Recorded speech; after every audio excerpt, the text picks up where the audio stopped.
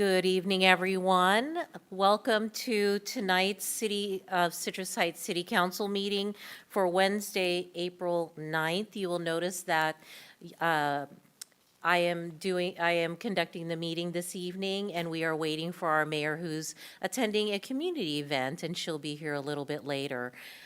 So that's the reason for her slight delay, and hopefully we'll have a good time together until then. Let's go ahead and start with our flag salute. Please join me.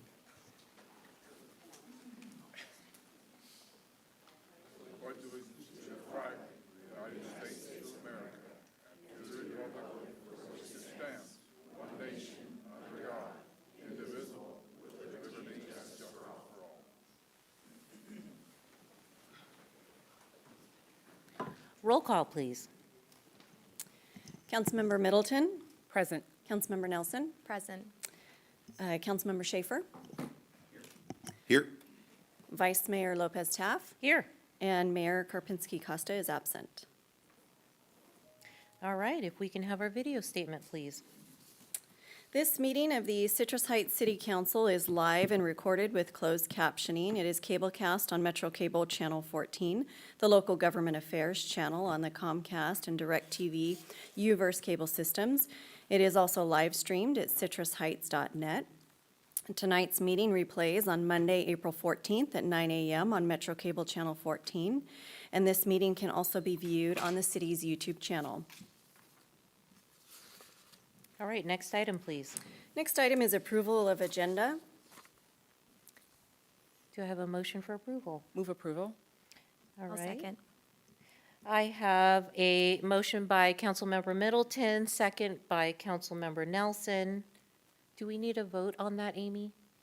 Yes, you can just do an audible vote versus a roll call vote. All right. Approve? Aye. Any opposed?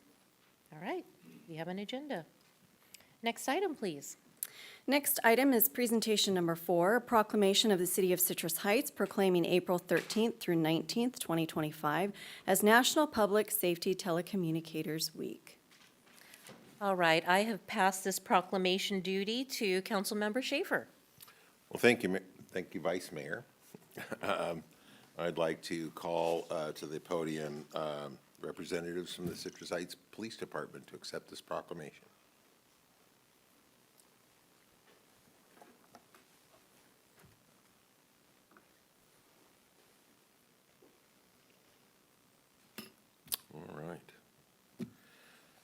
All right, the proclamation for the City of Citrus Heights proclaiming April 13th to 19th, 2025 as National Public Safety Telecommunications Week.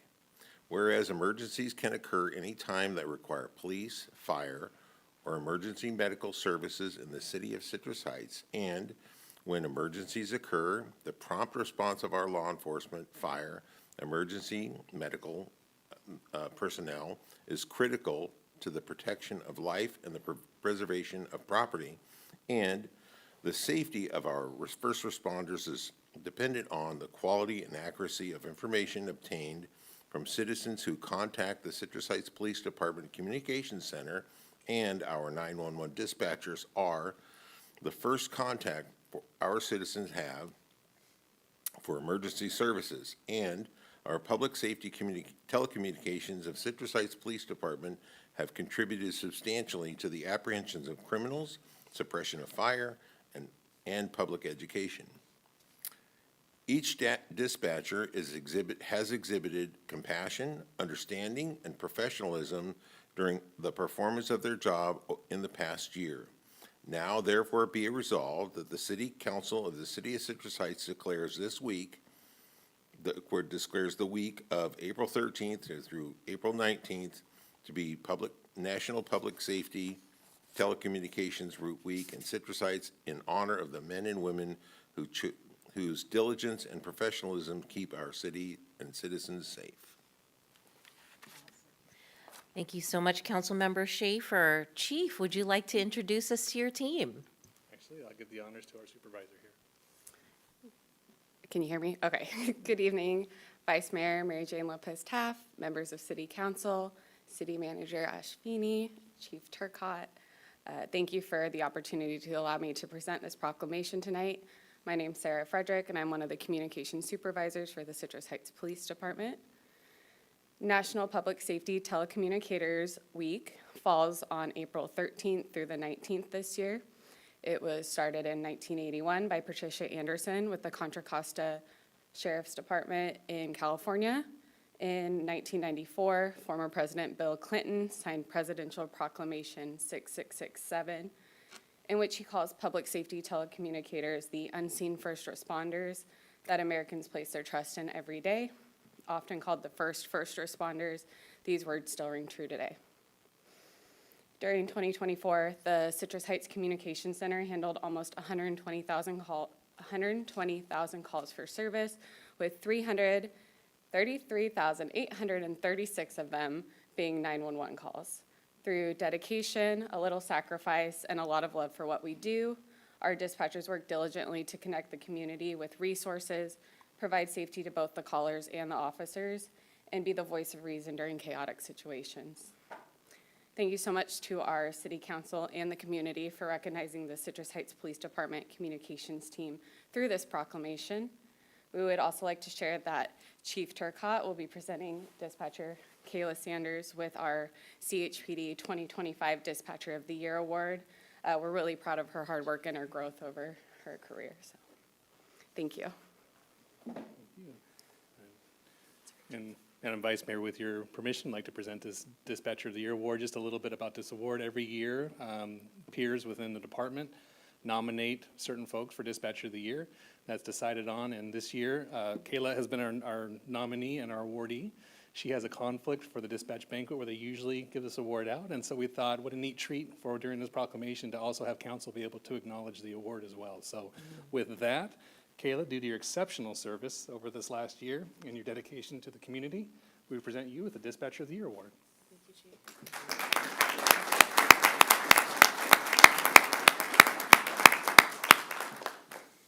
Kayla, would you like to say a few words? I owe it all to my team. They trained me and I owe it all to my team. They trained me, they never gave up, and I wouldn't be able to do what I do without them. Wonderful. And thank you for my family for being here. It was quite the surprise.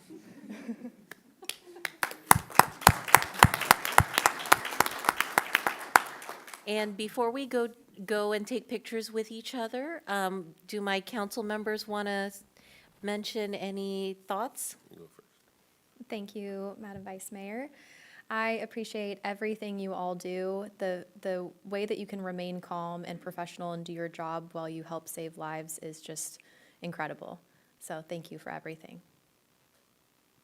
Yeah, I was actually going to say the same thing. I got to tell you, so I've been in a few emergency situations, and it's very tough to stay calm and stay focused on making sure you have the resources where they belong. So sincere appreciation for the hard work you guys put in. Forgive me, guys, I'm under the weather, but thank you so much, because you see folks and you hear folks at their worst, right? And you remain calm, you make sure the resources go where they're supposed to go, and that is something that is often overlooked, because whenever we pick up that phone and call, we fully expect that the police are going to show up, never actually connecting that step, whereas actually you are the first line. So thank you for being there and for protecting our community. And I just echo the sentiments of my colleagues here. I thank you so much for your service, how you serve people directly. You know, sometimes it may feel like you don't get to know the rest of the story, and you have to pick up the phone and pick up the phone. But I know that you are part of their story when they get to wherever they get to get the physical help. You are the help in the meantime. And so I just appreciate all of your work and just the inner fortitude it must take to sit in that chair and handle that crisis in that moment. So thank you all. And if we can join them for a picture. Right up here, guys.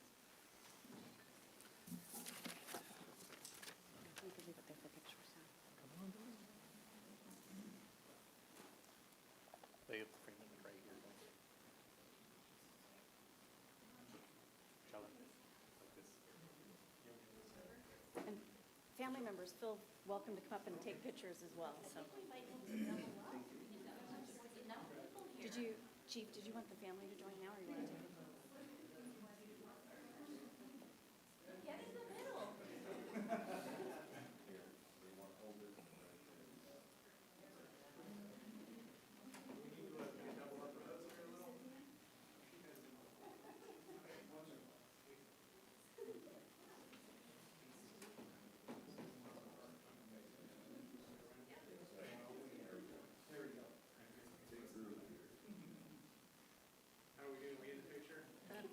I'm gonna grab this.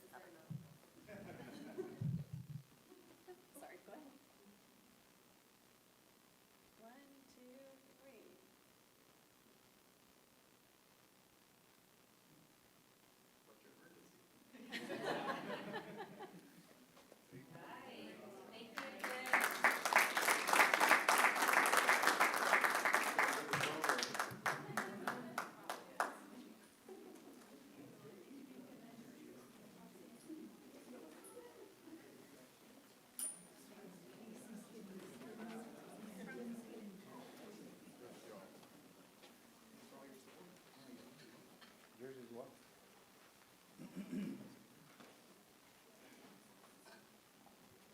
Next item, please.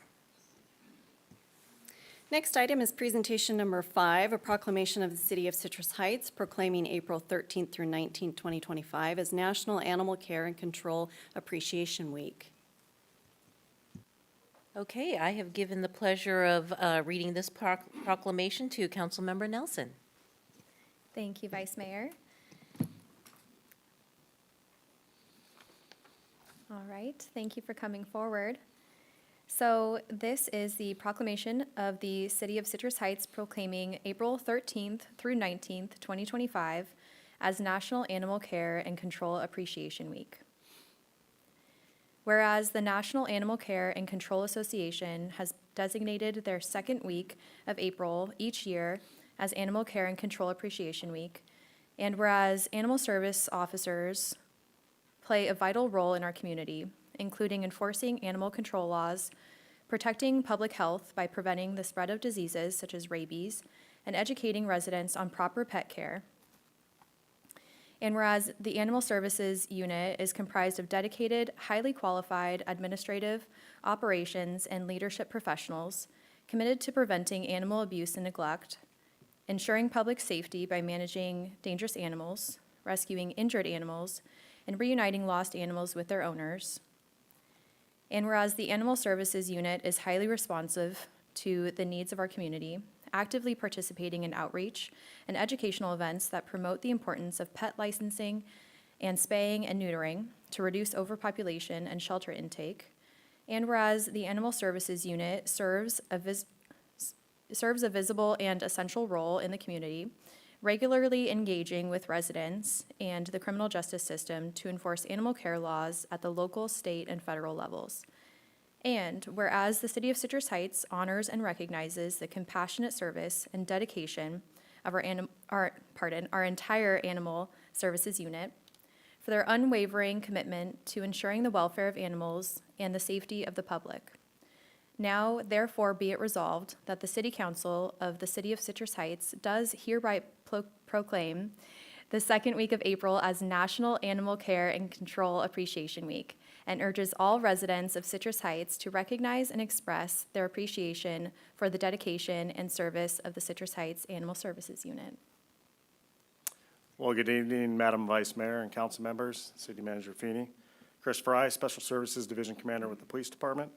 It is with immense gratitude and pride that I stand before you this evening to accept this proclamation on behalf of our dedicated Animal Services Unit in recognition of next week's National Animal Care and Control Appreciation Week. Next week not only highlights the vital role that animal care and control professionals play in our society, but also serves as a reminder of the compassion, resilience, and dedication that these individuals bring to their work every single day. I would like to take this opportunity to spotlight 5 dedicated members of our team.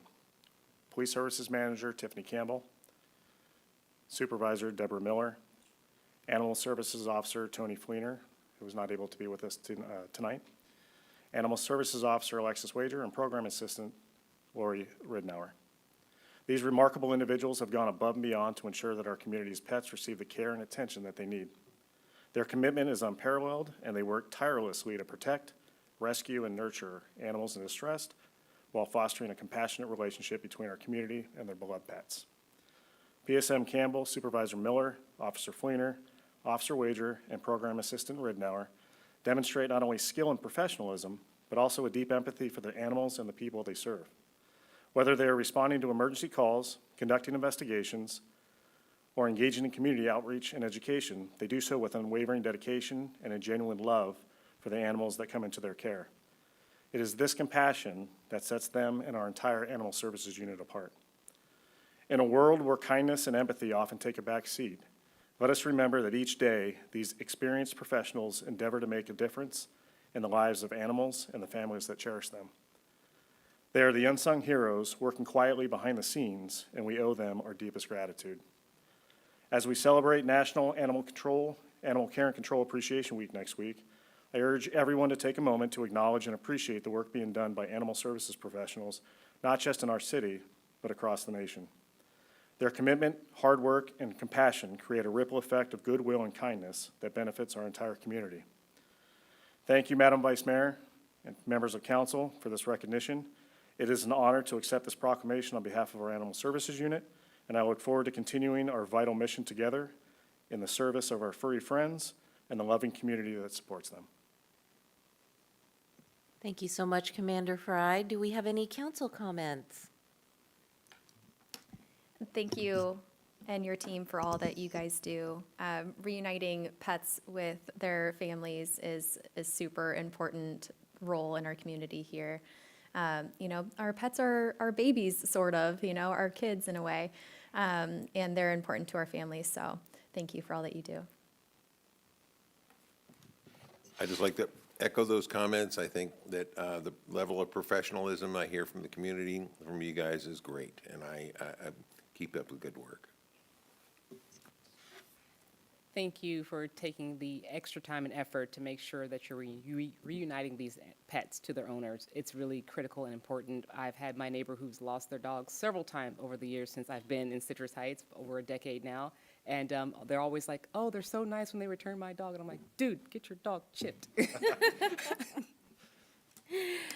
Yes, I do, and also echo the sentiments of my colleagues here, but also want to thank your team for working with our community groups that also care about our furry friends here that wander our community and get lost and have to be found and worked with. So thank you for also doing that. And if you don't mind, we'll take a picture with your proclamation. Thank you.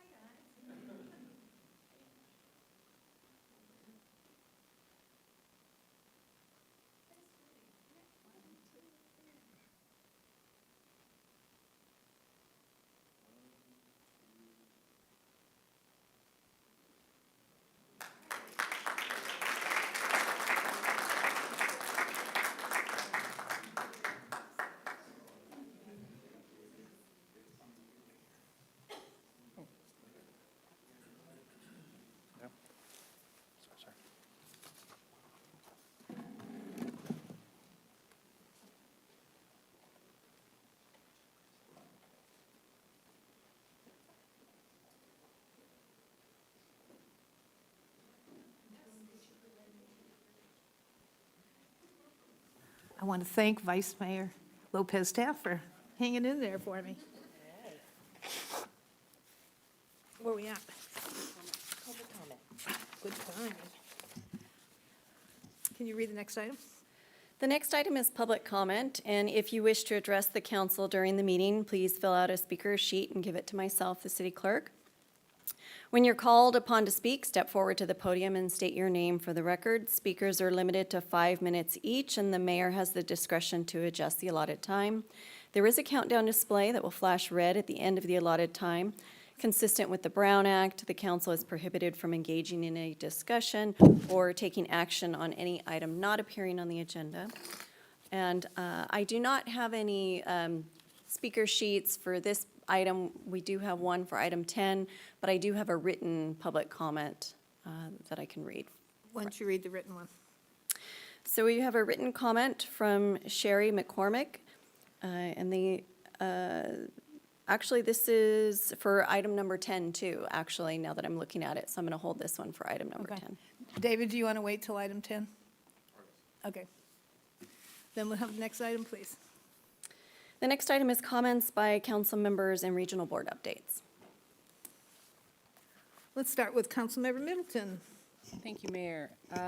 Let's see, really slow week, couple weeks. March 27th, we had our Air Quality Board meeting, and we discussed raising the per diem rate and also the teleconference rates. The big item of discussion was assessing the California Clean Air Act and if the federal guidelines are going to actually supersede what's going on in California. And basically, the board said, let's just wait and see, which is probably the best thing to do. And that's my report. Okay. Councilmember Kelsey. Thank you, Mayor. Since we've last been here, let's see, I had an STA board meeting the next day after our last meeting. There we received a presentation from CARTA, the tolling authority, and that is ahead of the installation of toll lanes in Yolo County, heading out toward San Francisco. Let's see. Then the next day, I attended a ribbon cutting for Mathnasium.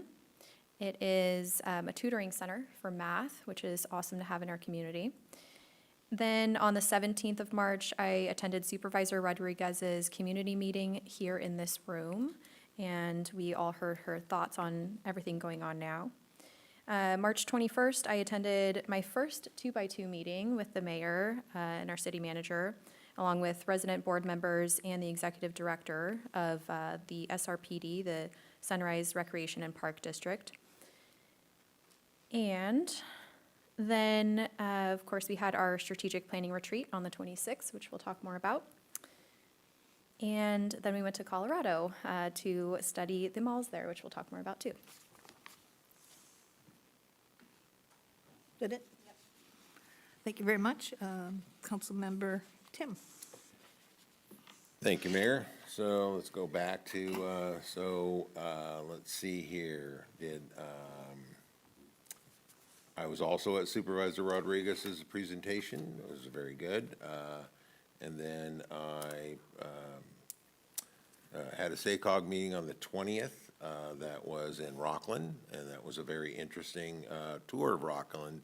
I learned a lot about that little city. I didn't realize that the railroad was actually started being based in Rockland, and then the railroad realized that they needed a longer run to get up the hill, so they actually moved it back to Roseville. So a very interesting tour. That was with SACOG, one of the remote meetings. And then I actually had to miss that.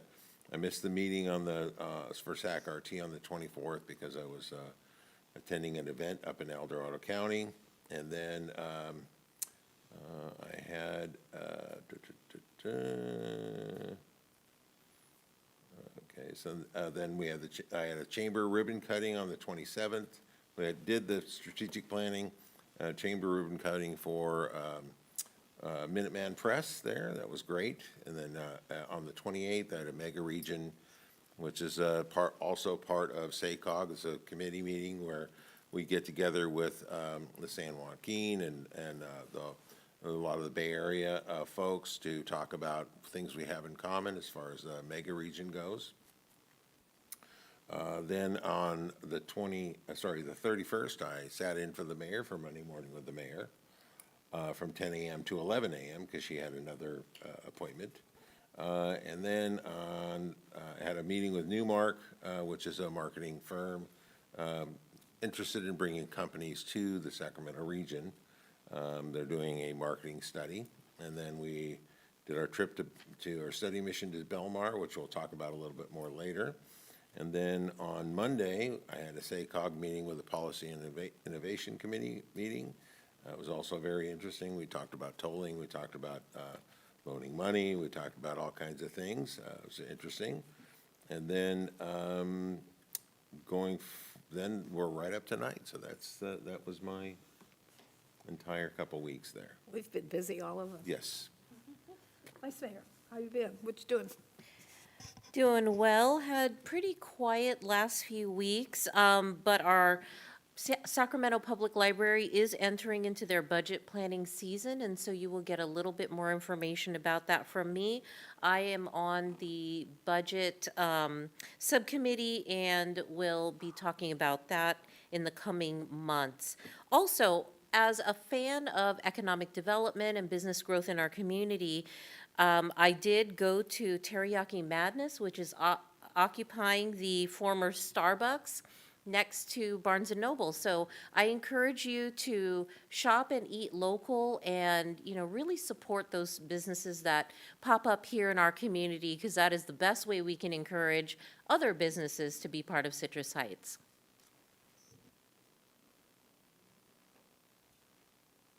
We're just talking about where to have lunch with the mayors. Maybe that's a good spot. Is that a good spot? Is it quiet? It's very small. Oh, okay. Well, our last council meeting, believe it or not, was March 12th, and that was like a century ago. And we all pretty much went on the 13th. I'm looking at my calendar. We all went to the community awards put on by the chamber. So you all left that one out, and you all went, because I know it was a big event, and where the chamber recognizes our police department. We had like 16 of them up there because you can't single out one when they're all so good. So, and Jeannie Bruins got the Lifetime Award, the Lifetime Achievement Award, which I was happy to sign her little things, and it was a great event, and so that was very nice. And then on the 14th, I met with Matt Hedges, who is the right-hand man of Supervisor Rodriguez, just to kind of touch bases between the city's needs, county, what's going on, and mostly city's needs. And then went to the marching band. It was just me and the city manager were eating spaghetti at the marching band fundraiser on the 15th. And on the 17th, I did Monday with the mayor, and I was glad to see David because he brings me breakfast. I also went to that same evening to the Supervisor Rodriguez's community meeting. On the 18th, I went to a mosquito meeting, and nothing's happening just yet. We're just filling in on getting our summer help. So by next month, I should have more updates as we start to set our traps out and see. But with this rain that we just had, now is the time. These guys are just growing like crazy in all those little water containers in your backyard, even upside-down water caps. They can grow in there. So it's just kind of look for water sources, tires, anything stagnant. If the water's moving, it's okay. If the water's sitting still, I keep a pot of water to water my patio plants, and if I don't get out there for 3 days, there's probably larvae in there. So just kind of, dump that water that's been sitting there for more than 3 days. And then, as Councilmember Nelson said, we went on the park 2x2, talked about our community interests between us and the park. Partnerships that we establish are really important to our city. On the 24th, I want to thank you for filling in for the hour, because that hour is I went to I always know that was GSEC, Greater Sacramento Economic Council, with city manager Megan and Casey. Wasn't Casey there? I think Casey was there. No, Casey was for the park board. All right, well, we went, and so that was a nice little briefing. And then I finished up Monday with the mayor, and then I went to my neighborhood 10 meeting that night. Then we did the strategic plan on the 26th, and I think everybody would be interested in seeing our new do list. On the 28th, I met with a constituent. I went to, Mariposa School. The mosquito district partners with an outfit that goes and puts on a mosquito presentation for the kids. And so it was an all-school event with all the classes. I didn't realize how many kids we have in our city. There's a lot of kids in Citrus Heights. This is just one school. And so it was really cute to watch the kids interact, because it was an interactive presentation about mosquitoes. And then Councilmember Schaefer and I met with Senator Nelo's office on a pending bill that may affect us. So we met with that to get some lowdown on that. April 2nd, the night before we went to Colorado, I went to a LAFCO meeting. One item on the agenda. I thought, geez, I'll get home, I'll pack, I'll be ready to go. The one item lasted from 5:30 till 10 p.m. I didn't say poor Jana, I know. Anyway, it was, and then they didn't even vote. I'm the alternate, but I go just kind of watch. And they didn't even vote on it. They said, let's vote on it next meeting. So I look forward to the next meeting. Then we went to Belmar, and I came back. I did Monday with the mayor. And then the reason I was late tonight is we gave some funding to the various schools, our grammar schools, our grade schools, and the middle school, I think. Middle school, possibly. And so Colleen Cullowunder was there tonight. And so my school, that we assigned all the council members to be the contact person, and my school is Grand Oaks. So they put on a art show and a presentation. They sang the Lion King songs. They had cultural dancers from Citrus Heights called it's a cultural group that's right from our city. You know, you pay to have them come. So they use some of that funding for that and to buy pizza, because normally they can't, buy the pizza out of their regular budget. So I took some pictures of some of the art. Some of it's incredible. You see a smidgen of it when they participate in the contest for the Republic Services calendar or for the mosquito calendar. These kids are, even the kindergarten, they did butterflies. They did butterflies, and then they took a picture of themselves with their hands like this and put it on the butterfly so that they were the antennae of the butterfly. I mean, cute. This was like great. And I couldn't take a picture of it because you can't take a picture of kids without permission. So it was like up here. And then they did, and who else was there? Oh, Mr. McKibben was there, a former board member. It was a wonderful event. That's why I was late. And so we're very busy. We've been very busy, council. Madam Mayor, may I make another comment? Yes. I realize I made a mistake. I said we would talk more about the strategic planning. It's not on the agenda. But it is on the consent calendar. So I just wanted to say real quickly that it was a really interesting experience being my first strategic planning retreat. And it was just a really eye-opening experience to see how the council works with the executive staff of the city. And it was just a great day, lots of ideas flowing, and I think we put some really good things together. Thank you. It is always a good event, and there's never enough time in the day, to get everything that we want to talk about. All right, so that's my report, everybody's report. What's next item, please? The next item is consent calendar, and we have item 6, which is approval of the minutes. Item 7, the Arcade Creek Repairs Mel Court Project Award of Construction Project. Item 8, adoption of the annual strategic planning objectives, and that is the consent calendar. Pleasure of council. Move approval. Second. Moved and seconded. All those in favor say aye. Aye. Passes. Next item. Next item is a regular calendar. Item number 9, the subject is City Council Project Tour of the Denver Metro Area presentation.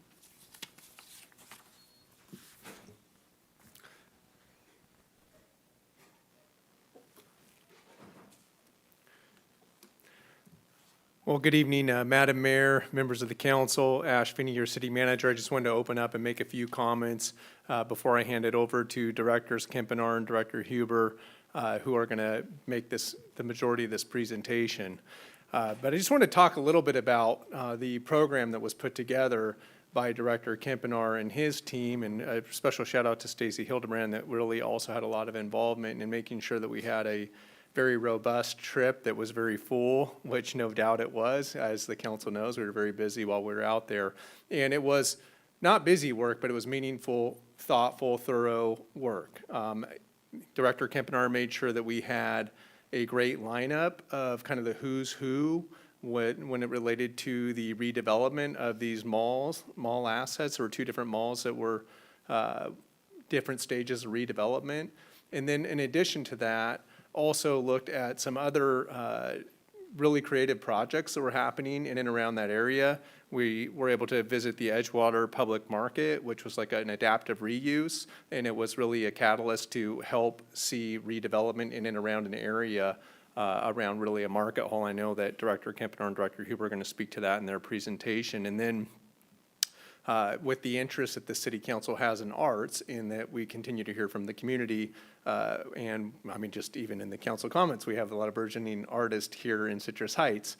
The local business improvement district out of Lakewood went ahead and started a program, this 40 West Arts District, and we were able to visit an art gallery that their business improvement district had helped facilitate and start, and then actually it was turned over to an art district that now executes that program, and there's a whole art line with public art everywhere, so we were able to see that, and more importantly, not just see these things, we were able to see how they came together, how they were financed, what were some of the pitfalls that they faced along the way, what were some of the lessons learned, and then how can we relate the things that we're trying to do here in Citrus Heights relative to Sunrise Mall, Auburn Boulevard, and a focus on the arts, what could we take away that's relevant here for the city? So I thought it was an excellent study mission, and just hats off to Director Kempenaar for putting that together. Really appreciated his hard work on it.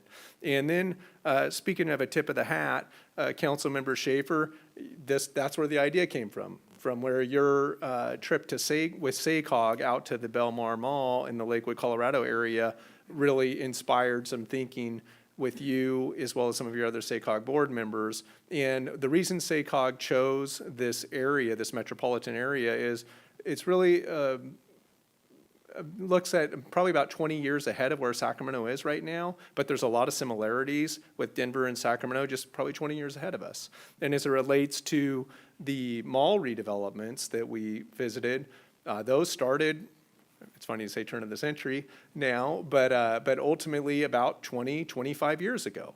One of them is a little further along than the other, but they were in various stages of development over the past 25 years. And so if you think about Sacramento 20 years ago, Citrus Heights 20 years ago, there were some very real similarities relative to some of the work that we're trying to execute on here as well. So that was a little bit of the why behind the trip and some of the background and some of the similarities. And with that, I think I'll go ahead and turn it over to Director Kempenaar and Director Huber for the balance of the presentation.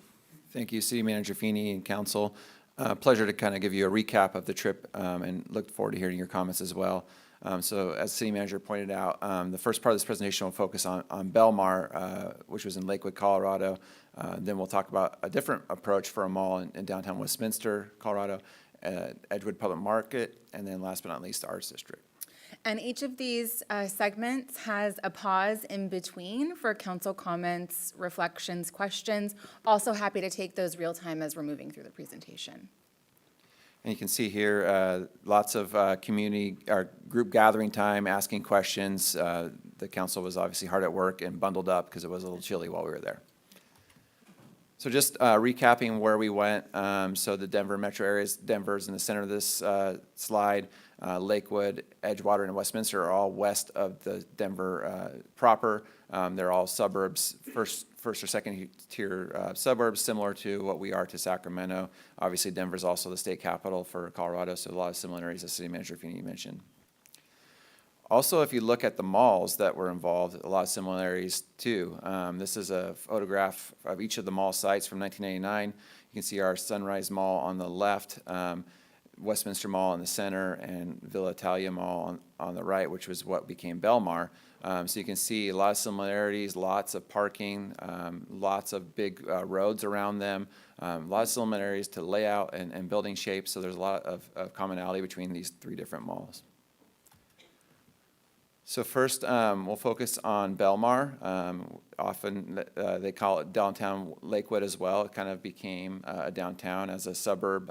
Neither Westminster nor Lakewood had a downtown. So repurposing these malls became the downtown for them, where people could gather and businesses could really thrive. So just a couple of samplings of what it looks like out there on the ground. We were there on a colder part, so there weren't people out in the plaza on tables enjoying it because it was snowing, but obviously you can imagine in the summer and spring months it's a vibrant place to be. The top right photo, you can see there's got a variety of housing typologies ranging from apartments to detached or duplexes. And then in the plaza also during the wintertime, on the bottom left, they do an ice rink, which is really cool to check out.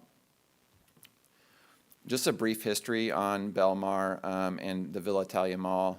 So that mall opened a little bit before Sunrise in 1965, but very similar size, 104 acres. Sunrise is 100 acres, 1.4 million square feet. Sunrise is 1.1 million square feet.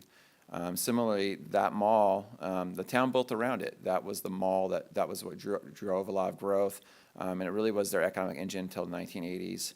And it's similar to the Sunrise. It served as a community gathering place. That's where people went when they wanted to hang out, or people came to town. That's where they brought them to because it was something cool to show off.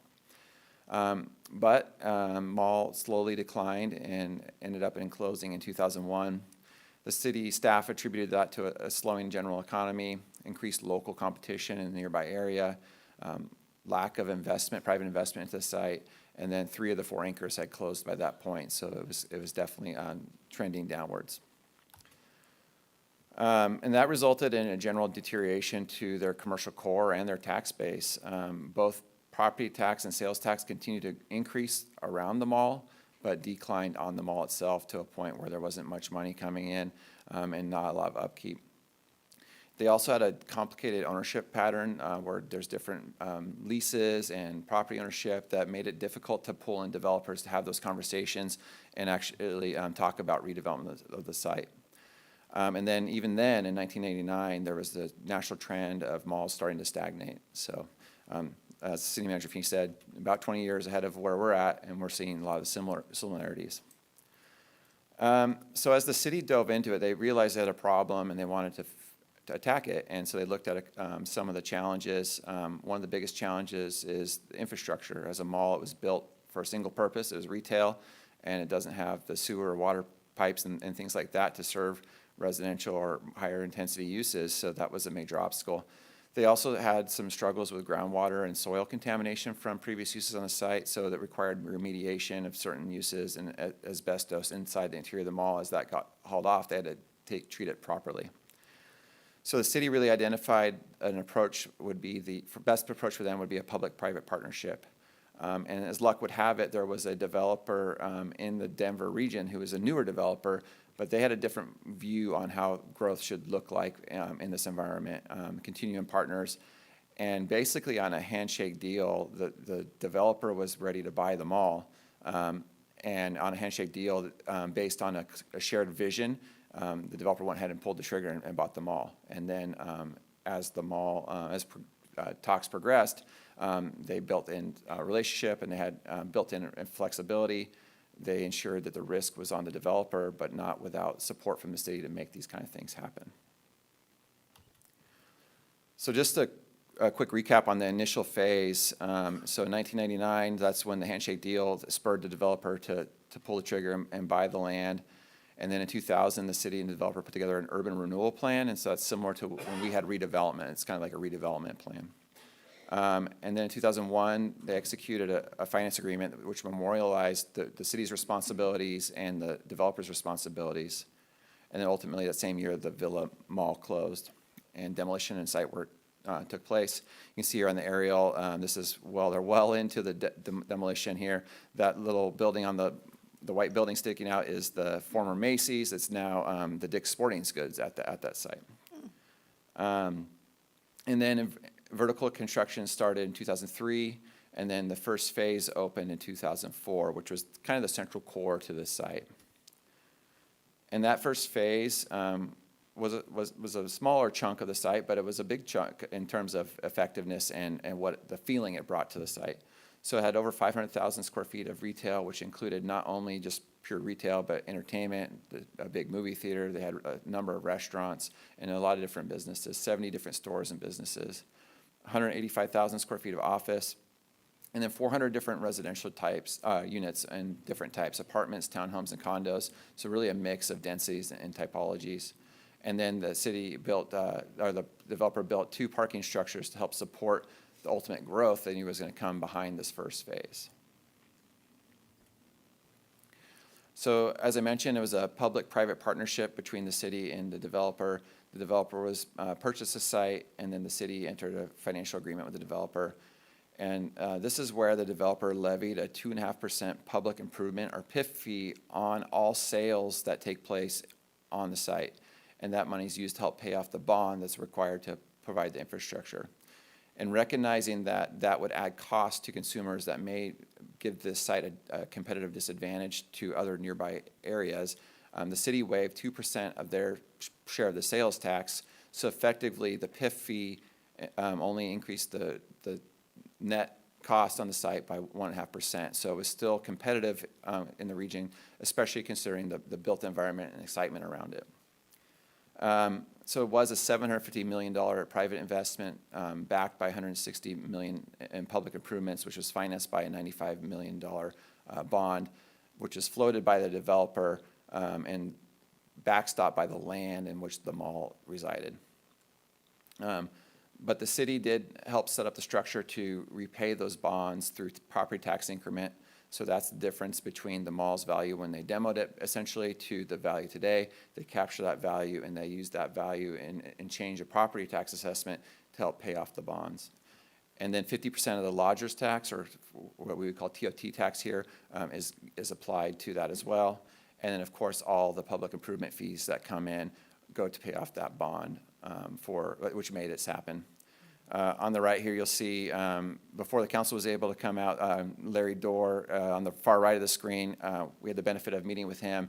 He was the finance director at Lakewood when Belmar Mall was being figured out. And then now he's the finance director at Westminster, which we also had the benefit of going to. So it was great to meet with him, and he could compare and contrast the pros and cons of each model, the public-private partnership at Belmar versus the city as a developer in Westminster model. And so he was able to provide some context on what works and what doesn't work and some ideas. And it really was insightful to hear both sides of the story from him.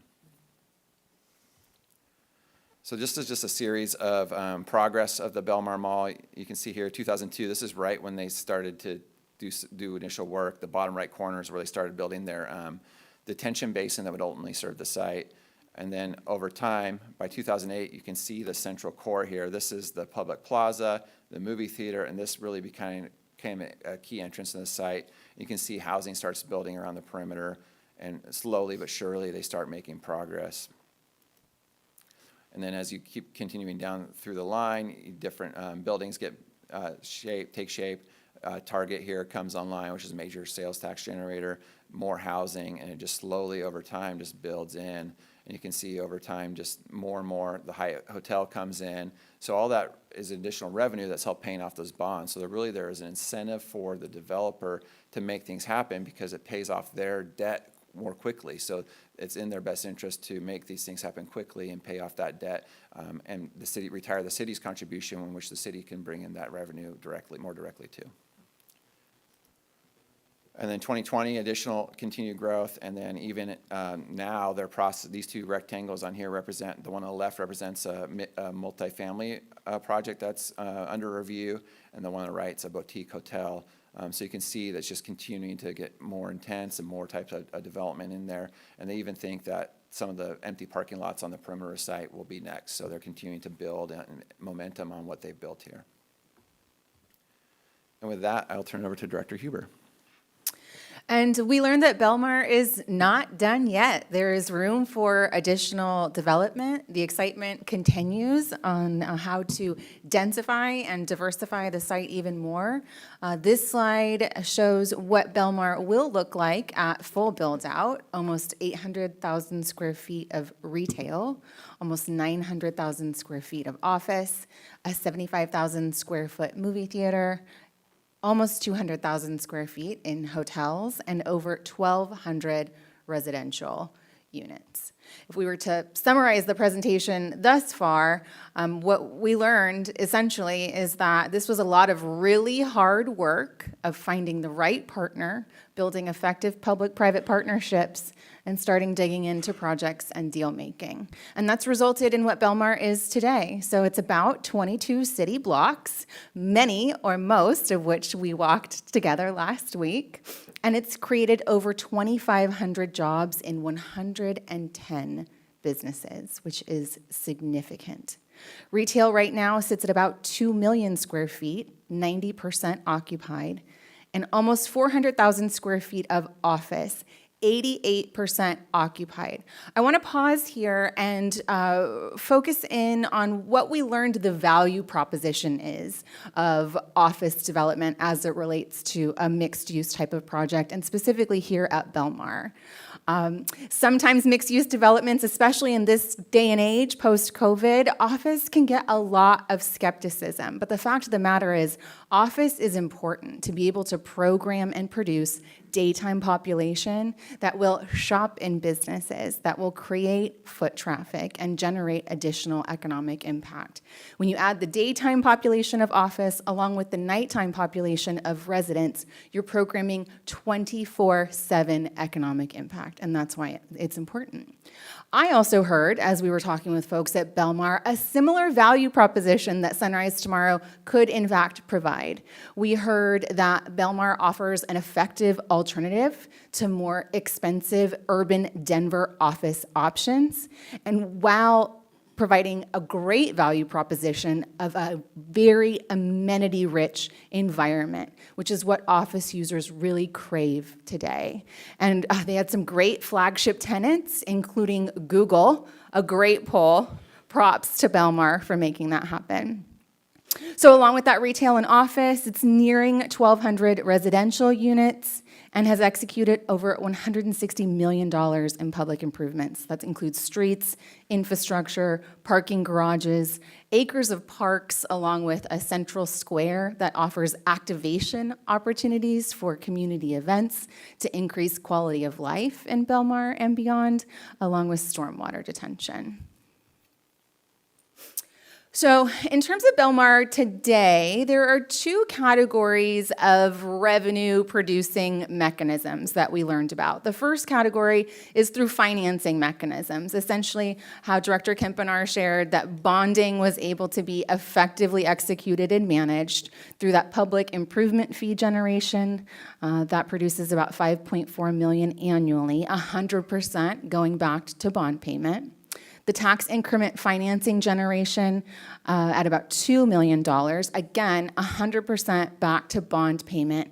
I want to pause here because tax increment financing is a very common term that's used in economic development and specifically project financing.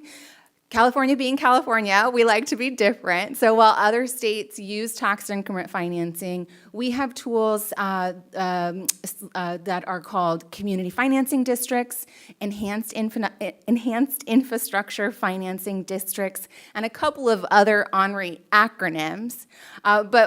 I want to remind Council that a previous strategic planning objective from last year's cycle was to execute an infrastructure financing strategy. So the City of Citrus Heights has done the work to inventory all potential viable financing tools to be able to effectively implement infrastructure with the right developer. We have all of that information ready to go and even more ideas on how we can advance that glossary library to make sure we're prepared to deploy effectively to projects.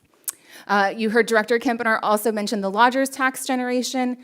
For us, that's a transient occupancy tax that is happens with room nights in hotels. About $68,000 goes annually to that bond payment, and then the other half goes to the city for economic development. So those are the financing mechanisms, but as if not even more important is the economic impact that Belmar is creating. Really great gross retail sales from those 110 retail businesses, along with those office tenants that might have point of sales on site, generating business-to-business sales tax as well. There are great property tax benefits, not only on site, that measured a 435% increase in assessed value, but in the adjacent corridor. So thinking about what that looks like for our Sunrise Tomorrow specific plan, that's not just about the 100-acre mall site creating that property value increase. That will trickle on down to the rest of Sunrise Boulevard, come on down to Greenback, and we'll see other property improvements catalyzed as well. Finally, a use tax that generates about $180,000 toward the city's general fund.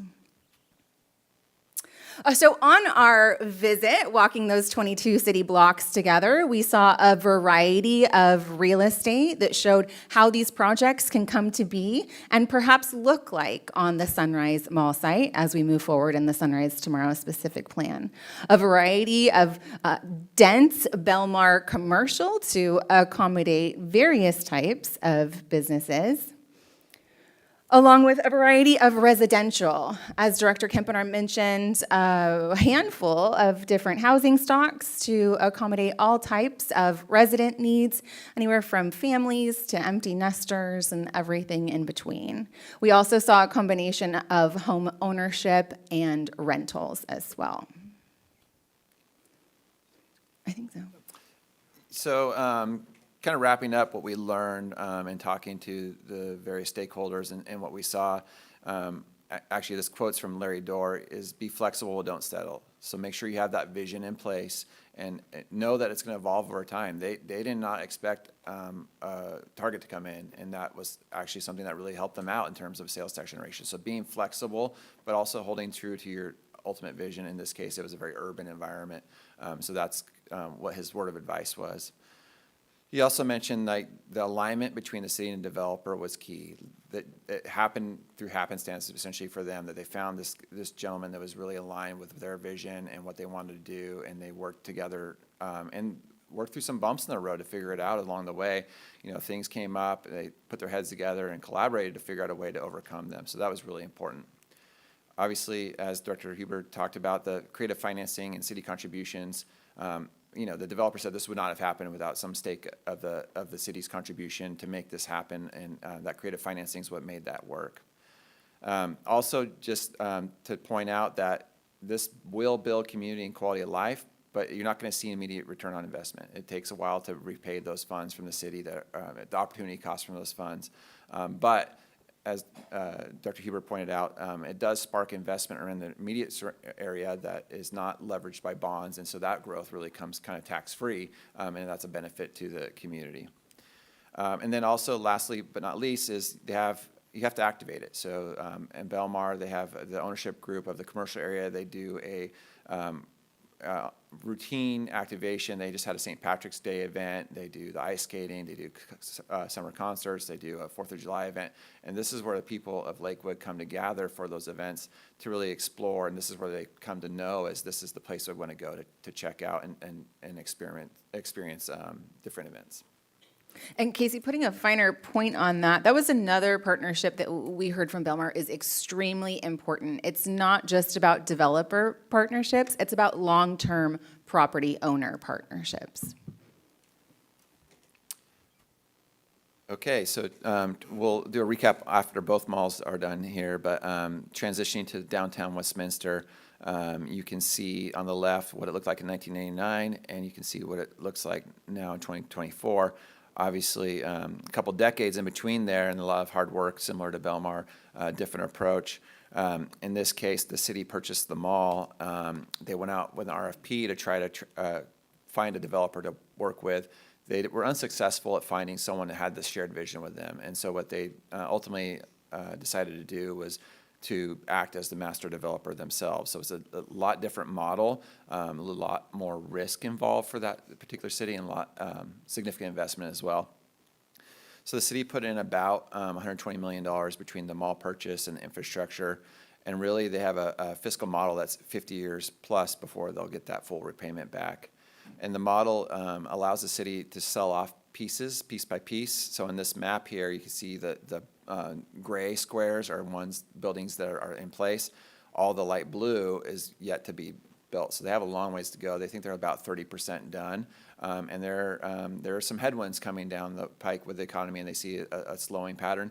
But they also see people anxious to market windows open and close all the time. So they're getting ready to plan and entitle things, and then when the market comes back, they'll hit the ground running. So they see some opportunities there. The city manages the site use, so events, landscaping, and plazas, that's all their responsibility. They are dedicated to keeping it clean. They're dedicated to activating it. But that does require a robust team. They have about 5 city staff members directly allocated to the site for most of their day. So there's people on the ground, there's people in the office, there's a really robust team. And then they have a consultant team that averages about $150,000 a year in terms of supporting those efforts to supplement staff. They have a real estate team that markets this and is plugged into the development community. They have a legal team dedicated to this, as well as a finance team to keep the fiscal side of things moving. So it's a significant investment on their part. And there are some results. I think they'd look different than Belmar. I think the council would agree on that. It's definitely a work in progress more so. You can see the photo on the bottom here. There are some vacant spaces that may be vacant for quite a while. So knowing that they're not going to see that return on their investment from that, or the community building that comes along with that either. They do have a variety of housing types similar to Belmar. This is like a row house kind of product. They also have vertical mixed use, as you see here on the bottom left, as well as this gray building is affordable housing. So kind of a mix of housing typologies. I thought what's interesting about this one is this is the best performing JCPenney's in Colorado, and so they want to stay. So the city ended up buying the Penny's box and the parking around it and leases it back. And so that revenue from that lease back helps pay for some of the staff and the time for the consultants they use. And you can see here on this picture, this used to be the door on the bottom here of Penny's that used to go into the mall itself, the inline shops. And so when the mall demoed, they left that for a future connection. At someday they'll connect, and they're going to wrap this building someday with retail shops to allow a more inviting environment rather than the blank JCPenney's wall. And then lastly, they have a robust marketing program they do. This is a handout they gave us. They do a lot of marketing to try to pull in interest to the site and bring in developers with a shared vision. So some lessons learned from Westminster: long-term ROI. They're in it for over 50 years before they fully see a return. Even then, the first projects that have come in have required heavy subsidies where they really discount the land cost just to get the ball rolling, to get some movement out there. So that's additional years on terms of repayment. They are in the process of building a $10 million public plaza park, which is a significant investment, but they believe that's going to help draw in the developments around that will be more valuable as a result of looking onto a park. The city does believe they have additional control by who they sell land to. They won't sell land to someone, just anyone. They'll want to make sure that person has a shared vision, so they do like that control. And then, as I mentioned, the plan does provide for the reuse of the existing pennies. So with that, that's our mall repurposing conversation, but we would love to answer any questions or hear the council's discussion as well.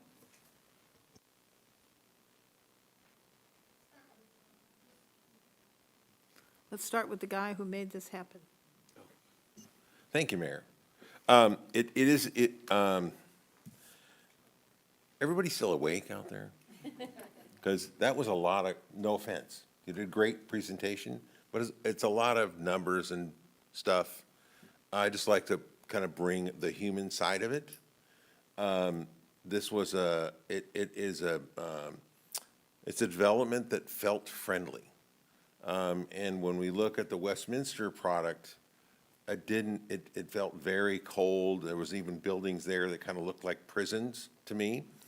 But when you look at Belmar, it was a true gathering place that the community came to.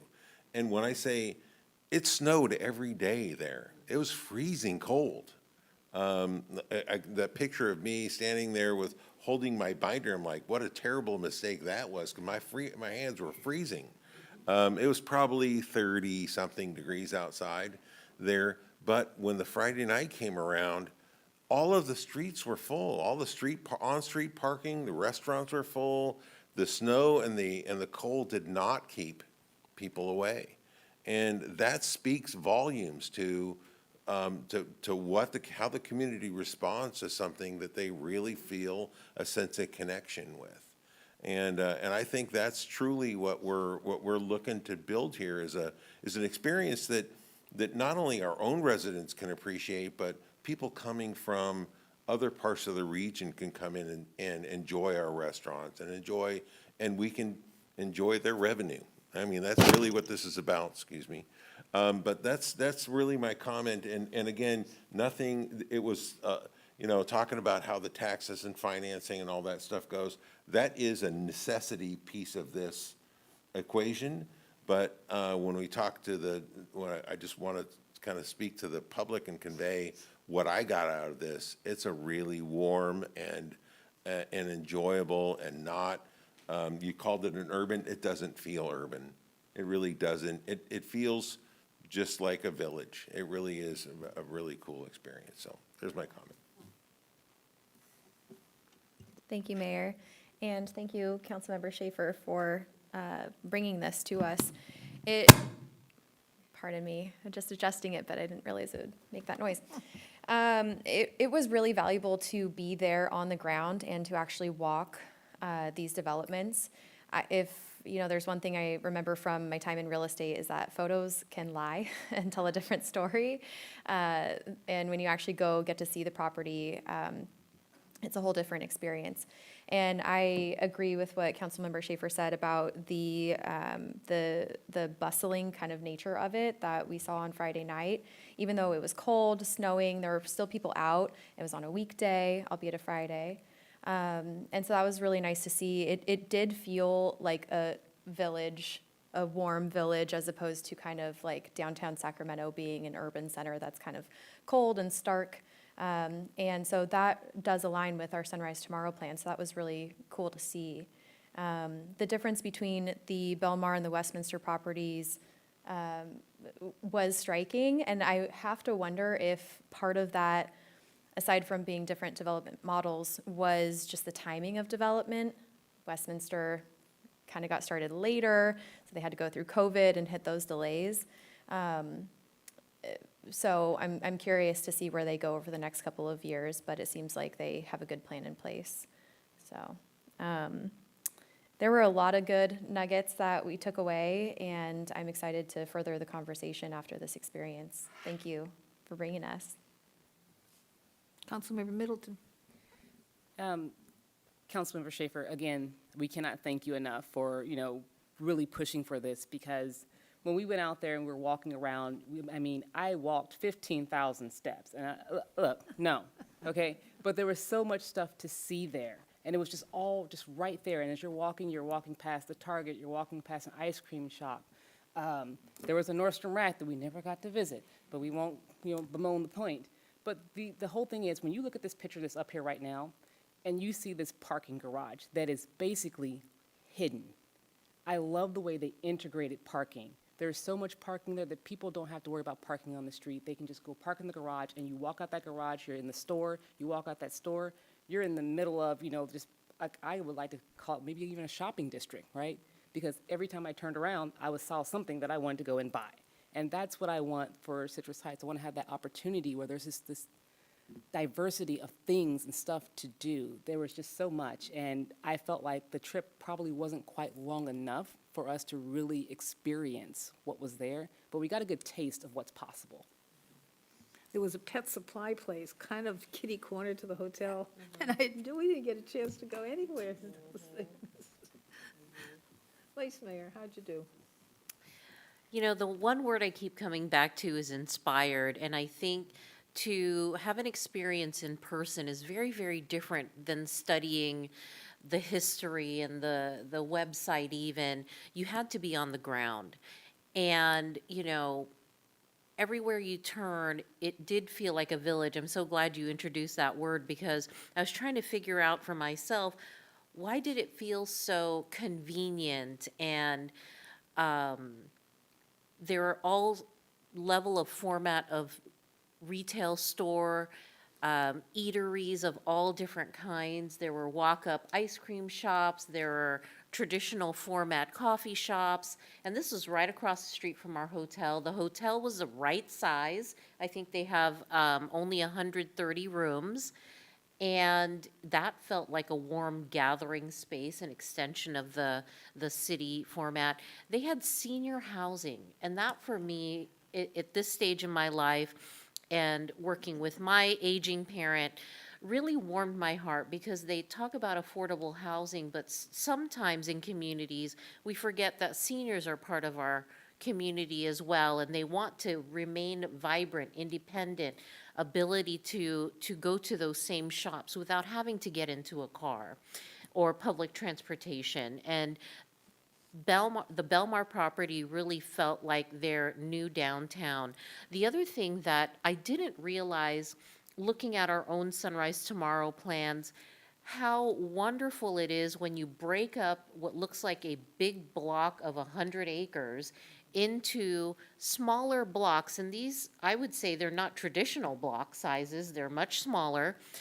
How friendlier the feel is because all the blocks are very walkable. No matter if you are older and have slower steps or smaller and have smaller steps, you will get to some amenity that you are interested in going to.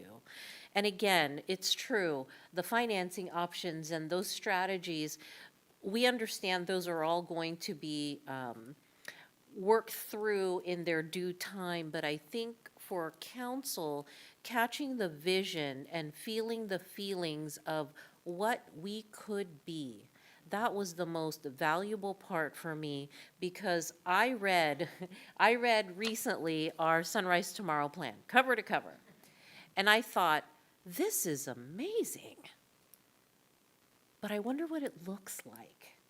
You know, I can imagine, because we have great imaginations, but what would it look like? And when I went to Belmar, I felt like I could place those pieces as we walked around the community. And so that for me was placing our Sunrise Tomorrow plan in real life. Now, much has been mentioned about the Westminster property, and it was a different property. You know, it was, the strategy and approach was different, and it was started at a different time. And I really feel that if we went to Belmar at the same time frame that we saw Westminster, we would probably feel the same way. It's, you know, these boxes, there's a lot of dirt, there's a lot of road, but there's so much possibility. You know, it had each community had its own look and feel. And what I appreciated the most about Westminster was that they were willing to be a little bit old-timey funky with modern contemporary materials and things like that. So I really think that was the most appealing about at least the aesthetic of Westminster. And aesthetic can change, but I like that they were looking at that as their something special. Or as my French teacher would say, their je ne sais quoi. But overall, the other one point I want to make here is the vertical use of space. I always see Citrus Heights as kind of a one, maybe two-story kind of town. This gave me a different view of what we could be with 2 stories and up. And it didn't feel oppressive. It didn't feel like a concrete jungle, which, you know, many people think of when they think going vertical. And I think that space, a mixed-use space of office above retail or housing above retail, was an excellent use of space. And that is why they are getting and commanding the office use space, because Office workers want to have somewhere to go during their lunch break. They want to grab their coffee somewhere. They want to hit the yoga and gyms early in the morning and late afternoons. And this community is giving it to them where they live, where they work. It's very convenient. I think they get a lot of traffic just with people being there for one purpose and finding all their other purposes too.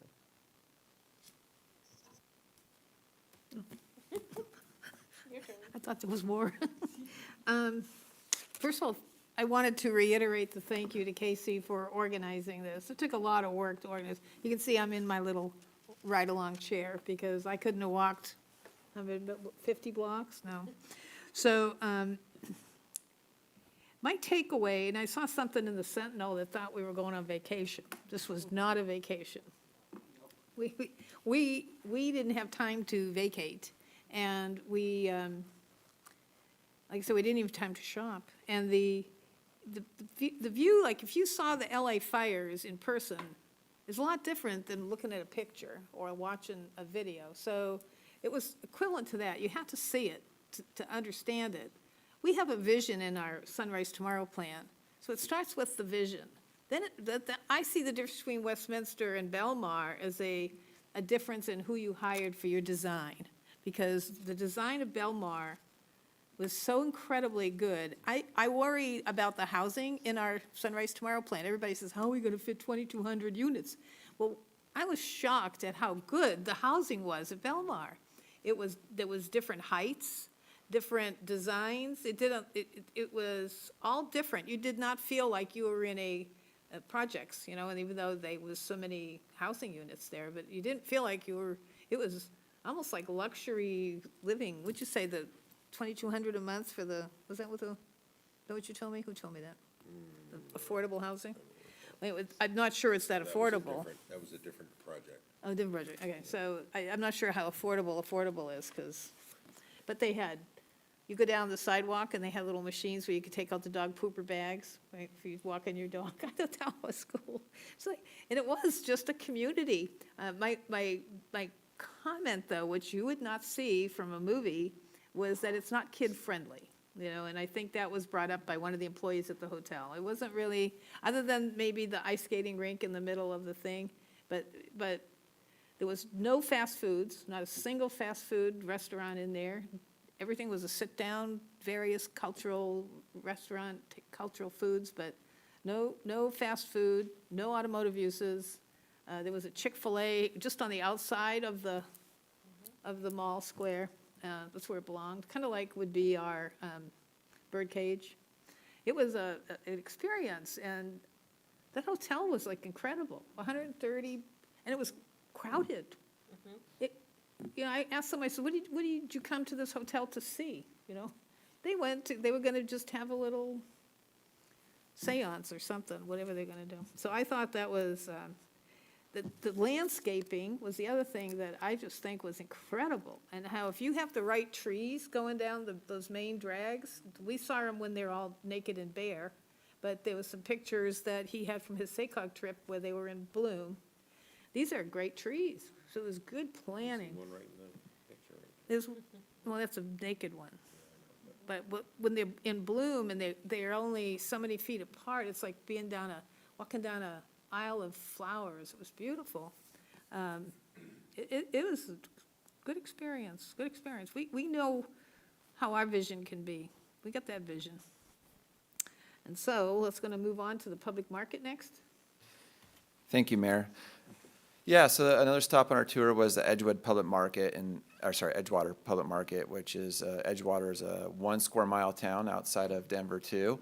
So this was a former grocery store location on a 7-acre site. It had a 50,000 square foot grocery store that had been vacant for quite some time. The city purchased the property, trying to control its destiny a little bit, and had a couple of different fits and starts of different ideas. And eventually, a few years ago, they found a developer to partner with them to really make this a really vibrant place. So what they did is carved up the former grocery store into dozens of different shops in there, smaller footprint shops, and they arranged from all sorts of food, retail, entertainment, wellness. They even have a tattoo parlor in there. They have a rooftop bar with a Airstream trailer bar thing up there and an outdoor event space that they program during the summer. So the city had purchased this, sat on it for a while, and then found this developer to work with. And as part of the development agreement, they sold it below market rate but in exchange, the developer has to have a certain mix of uses that guarantees city revenues. Instead of just being all service uses, they wanted a sales tax generating uses as part of that. So that development agreement ensures that moving forward. So as you can see here, this is a view from the outside. Definitely could tell it had a grocery store feel to it at one point, and now it looks a lot different. Additional photos from the outside, you can see really transition from, I saw prior photos of just a very barren area, and now it looks like a very vibrant. You can see they bring events in. They have a brewery in there, and they have all these common areas for tables for people in the community can gather. We were there about 3 o'clock on Friday, so a little bit as we were walking out, it was really starting to get hopping.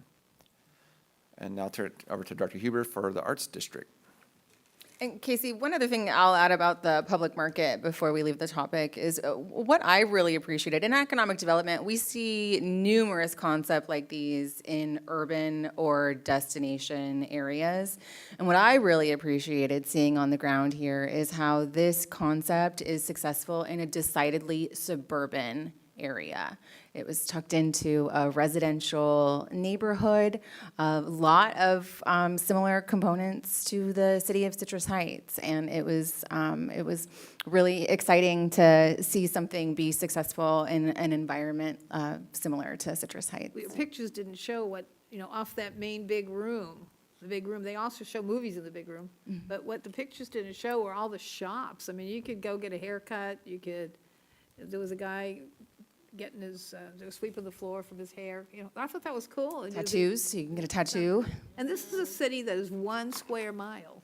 The city is 1 square mile. And they can sustain that. And so I think that was an incredible experience. And they had eateries, just in this big room, you could go to that window and get something to eat, or go to that window and get something to eat. It was kind of like a big giant food court. So moving on to our final highlight, the 40 West Arts District. I know council has heard staff say quite a bit that the most effective economic development, we're never going to be the doers in local government. The way we can best do economic development is as brokers, facilitators, and catalysts. And this project was a prime example of how you can catalyze arts destination initiatives with the right public-private partnership and scrappy but effective toolbox. So the Partnership for the 40 West Arts District was a combination of a 501c3, a state creative district, along Colfax Avenue, also coincidentally Lincoln 40. So I want to pause here and just highlight how special this is. We were on Lincoln 40 in Colorado after having freshly spent time along Lincoln 40 in Citrus Heights, I'm sure most of us a day or two before. So a direct connection to Citrus Heights heritage and almost a turnkey project scope right there waiting to happen. In fact, we were talking about this as staff this morning, and we were even playing around with the idea of like sister city project opportunities. We were geeking out pretty good. So it's really exciting to see this kind of project on Lincoln 40 with these kinds of partnerships. The second partner is the Lakewood West Colfax Business Improvement District. And their management district plan is an arts-focused business improvement district. So that includes things like economic development, capital investment, annual funding support, rent subsidies, art programs, and First Friday events to pull together this really, really great arts-driven initiative. So this is a flyover of what this arts destination is turning into. Previously, this was in a almost 100% vacant shopping center with one longtime restaurant. And over time, with arts programming and events, it has been boosted up to practically full occupancy. And I'd add on here that this little section here is the gallery that the bid had helped purchase, and they do a First Friday event there every first Friday of the month, and we were able to go in there, and I think that's 7 different galleries in there. And again, even though it was snowy and cold, it was starting to get pretty busy. It was pretty cool seeing people coming out to support that. And in terms of direct local government connection, how local government catalyzed this project, we did learn over interviews with public officials that the city provided a very moderate nominal amount of seed funding to be able to start up this holistic effort. So this just gives you a slice of how this arts district is really transforming their local area. Casey, do you want to share a little bit about the art line? Sure, yeah, so as part of the arts district, they had all these folks that wanted to be able to display their art, and they had some big pieces, and so like, how can we do that? And so they have a 4-mile art line, as you can see on the green line painted on the sidewalk there, and it goes on some trails too. 4 miles, and it connects over 70 pieces of art spread throughout the 4-mile radius. And it really is cool. It runs from sculptures to murals and everything in between. And in the center of that is their the hub, which was the gallery that we got to go to. So it kind of all pulls it together. A lot of pride in it. I met a gentleman on the walk that he actually designed this little box here, and he still cleans them every day, or not every day, but on a regular basis, he comes and cleans them and makes sure it's still in good shape. And he was the artist on that, so it's pretty cool. A lot of investment. And as Dr. Huber said, it really turned over that center from a really rough center that was really declining, and now it's fully occupied. So it really helped transition that. The bid also does help subsidize rents, because as places gentrify from things like this, rents become unsustainable for artists. So that's one of the things that the bid helps do, is keep those rents at a reasonable rate for artists to continue to stay there. So what we learned as we were touring the 40 West Arts District is that this was an example of a really effective use of art to foster redevelopment and reinvestment in a very grassroots, pragmatic way, a use what you got plan. And as Casey said, it transitioned the nearly vacant center to 100% occupied. It's consistently activated with monthly activities around the arts to build district synergy. Really exciting when we consider our arts and culture initiatives to wrap our arms around Citrus Heights homegrown artists and what it could look like. And the bid serves as a really effective partner and fiscal backstop to support the arts. Again, the importance of public-private partnerships. So with that, we'd like to turn it back over to the council for any discussion.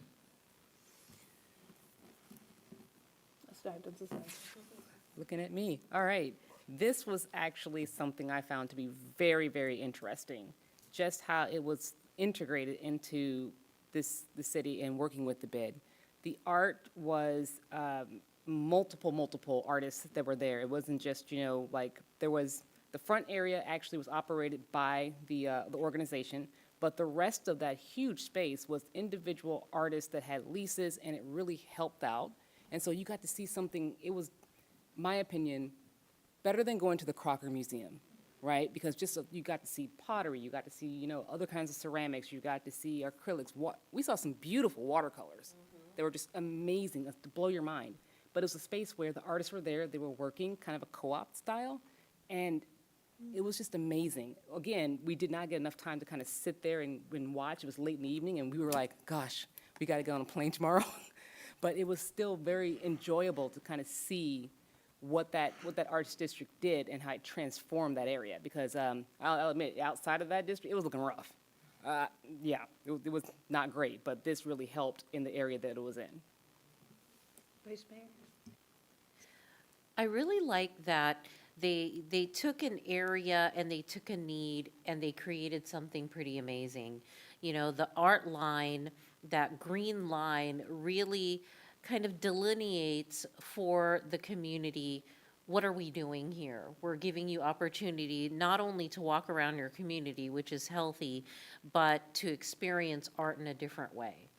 And I think, it uplifted that entire community because it's not a super rich community, right? It's a little bit more needy community, and I think they found a way to create vibrancy with what they had and preferred to support versus taking some random use.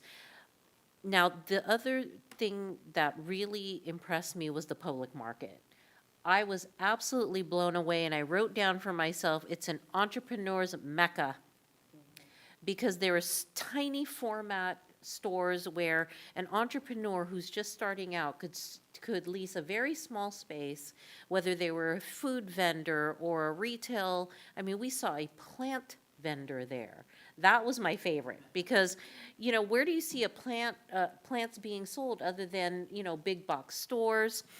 And she was doing a great business, and everyone had a place, and it seemed like it would be affordable to be in that place. And I think I've always envisioned, as someone who's been an entrepreneur and has worked with entrepreneurs, envisioned a space where we can provide somewhat of a hub for our local creative, small business-minded individuals. And, with the USSBA here in our backyard and neighbor, how that could activate that entrepreneur world in order to have a place of their own as well. So I really, really enjoyed the public market format.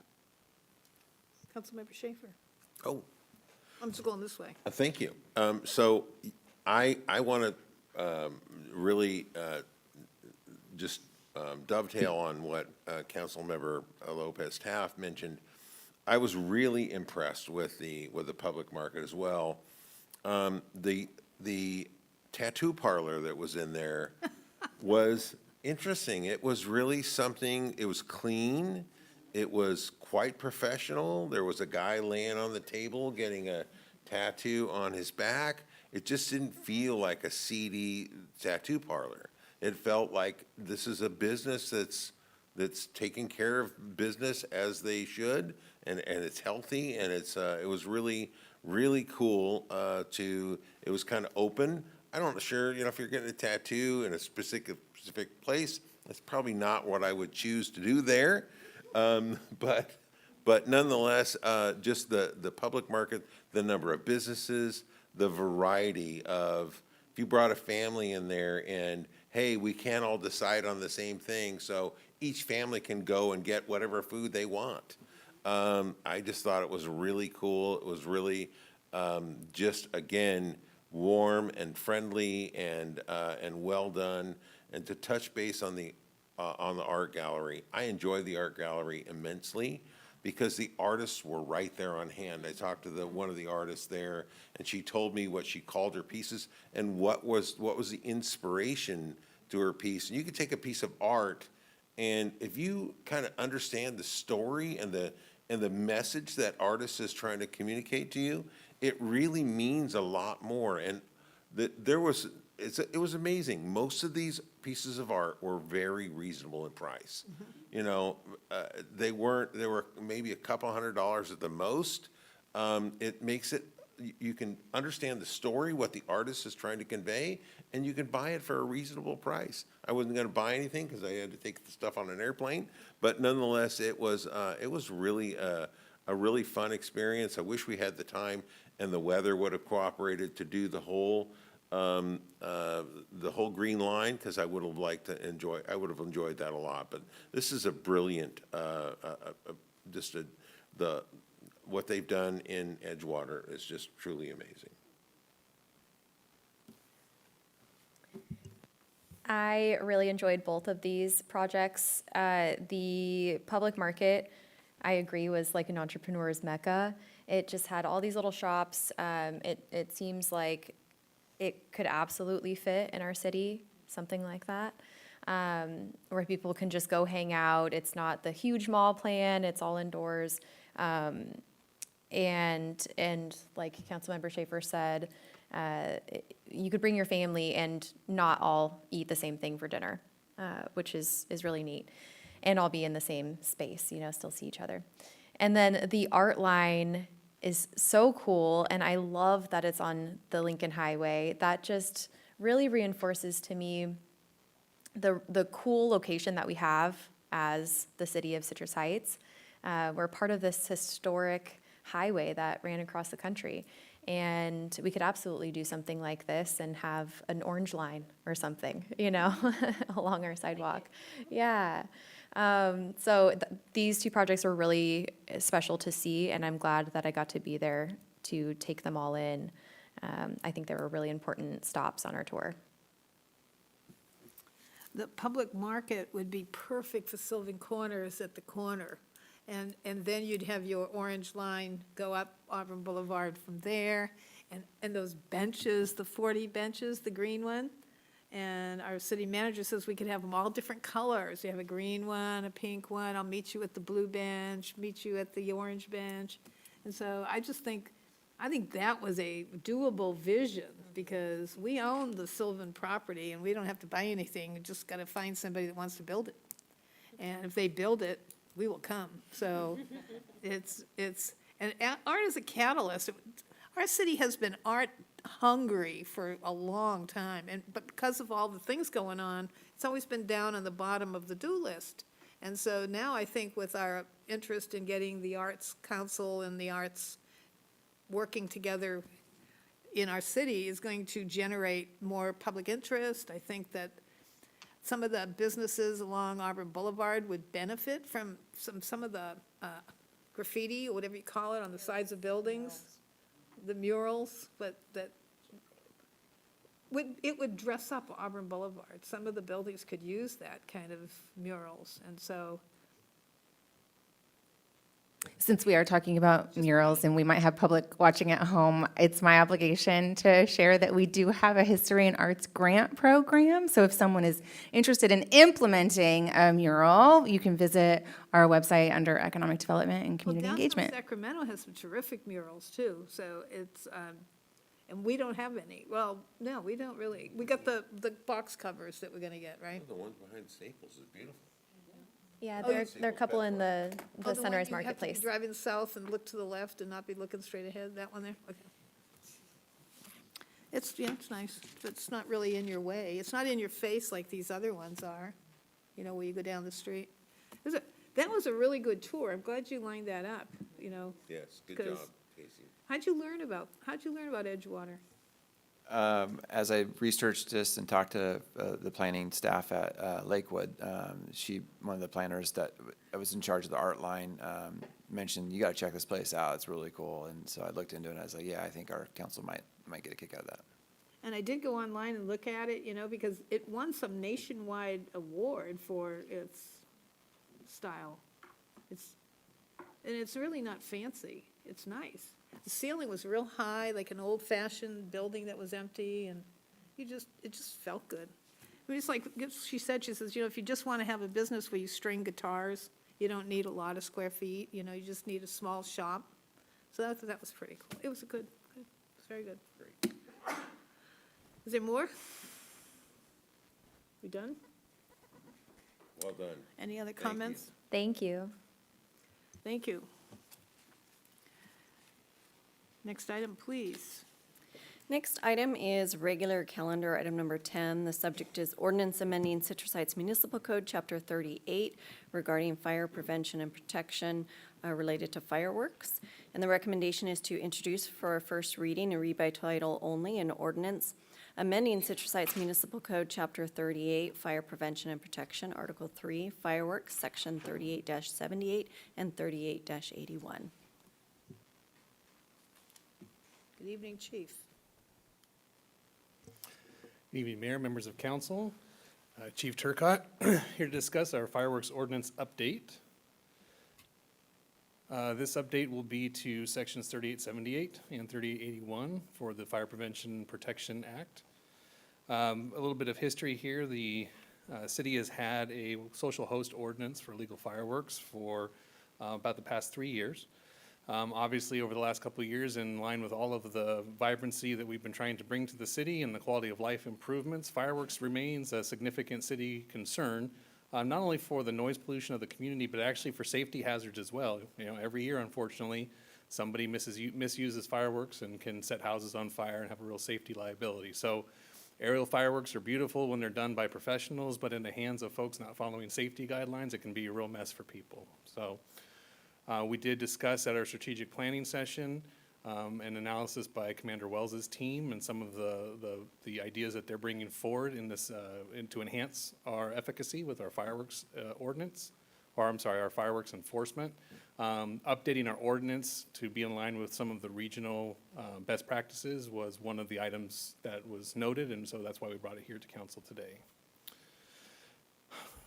The proposed language change you'll see here to the chapter. This is what we learned from one of our neighboring agencies, was just a clarification piece to better explain to the community exactly where and when they would be liable for some of this issue. So public right-of-way encompasses all of these items, but to be more clear to folks, that includes the streets, the sidewalks, or any property that appears to be under the host's immediate control. And that was added to that for clarity. This is an overview of the region. This is where the current ordinance sits here on the top. So you'll see Citrus Heights currently is at $750 for the first violation. Second violation and on there is $1,000. Currently, our ordinance just cites a violation. It doesn't have a per firework or per device penalty. In looking around the region, several of our local partners have increased those fines and penalties, and they've included enhancements for each firework as its own separate violation. Now, obviously, it's not the city's intent to try to make money off of this issue. What we're trying to do is bring awareness to folks that the city's taking this seriously, the police department's taking this seriously, and just make it not worth it. Go to the fireworks show. We have an awesome one that happens here in the city that you can see. Be safe and sane if it's during those time periods, but for the unlawful fireworks, just don't do it. It's just not worth the time or effort. So the proposal here is to bring our ordinance more in line with those best practices. So on the bottom of the table, you'll see what the proposed ordinance will be, which is $1,000 for first violation, $2,500 for a second violation, $5,000 for a third violation, and at the time of the violation, each firework device that is found to be in violation would be its own violation. So on the first violation, if you had 5 illegal mortar devices out there, that would be a $5,000 charge on your first violation. The recommendation is to accept the first reading and waive by title and amend the ordinance. And I'm happy to answer any questions that you may have. Anybody have questions before I ask for public comment? No question. I just have a comment that people who are using illegal fireworks are literally playing with fire. You know, like this is a serious thing. It can cause damage. And so I appreciate you saying the city's not trying to make money. We're just trying to make it not worth it. So this seems like it'll do that. Questions? Questions? Okay, let's do our public comment. I'll do David first, and then you can read the one you have, Amy, okay?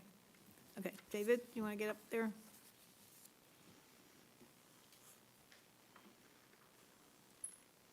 Thank you for your patience.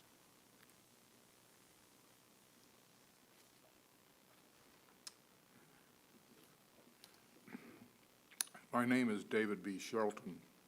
I want to talk to you about my success on the issue of fireworks. This began as an issue after the 4th of July in 2024.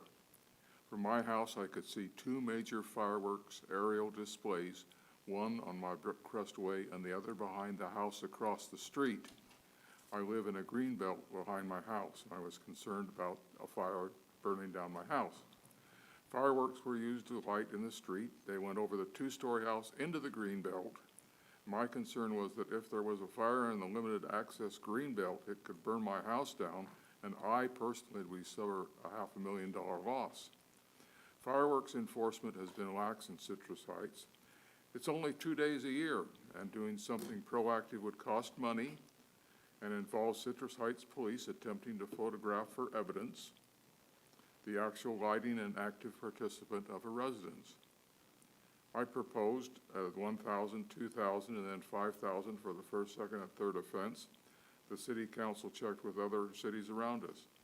We are the only city without enforcement throughout enforcement. Tonight, the issue is adding to the Municipal Code 3878 wording The wording includes street and/or sidewalk or property under the host's apparent control. This is an attempt to correct this oversight. Also, used an extensive notification of residents of a change of enforcement on fireworks, that we're going to really tell the residents we're serious about this fireworks stuff. You get illegal fireworks, you're going to get caught, and you're going to cost money.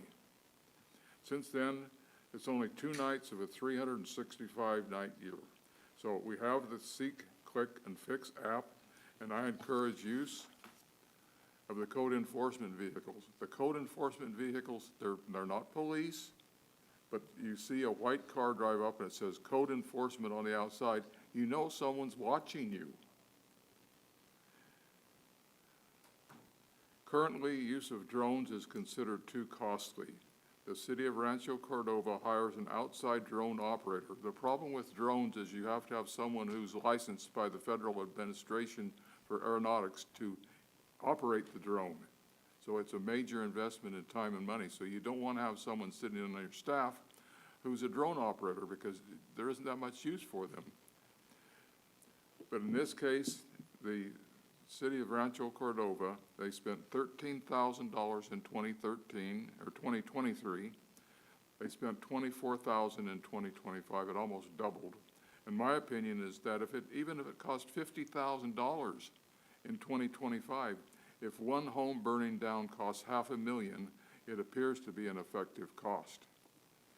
If the house was mine, the city of Citrus Heights would be one of the first ones I would file a suit against for not providing future safety for my house. And even again, if there's no fire until 2030, $50,000 versus $500,000 makes sense to me. Citrus Heights should consider a $1,000 fine, and I see we've got that there for each firework, each year in addition to the fines being proposed tonight. I continue to talk with the mayor every Monday during the 9 to noon mayor's available public comment time. So far, no one takes advantage of this opportunity except me. Yet people complain about not being able to accomplish anything, not knowing anything. I'm here to tell you that what I have done over the last year shows persistence pays off in success. Thank you.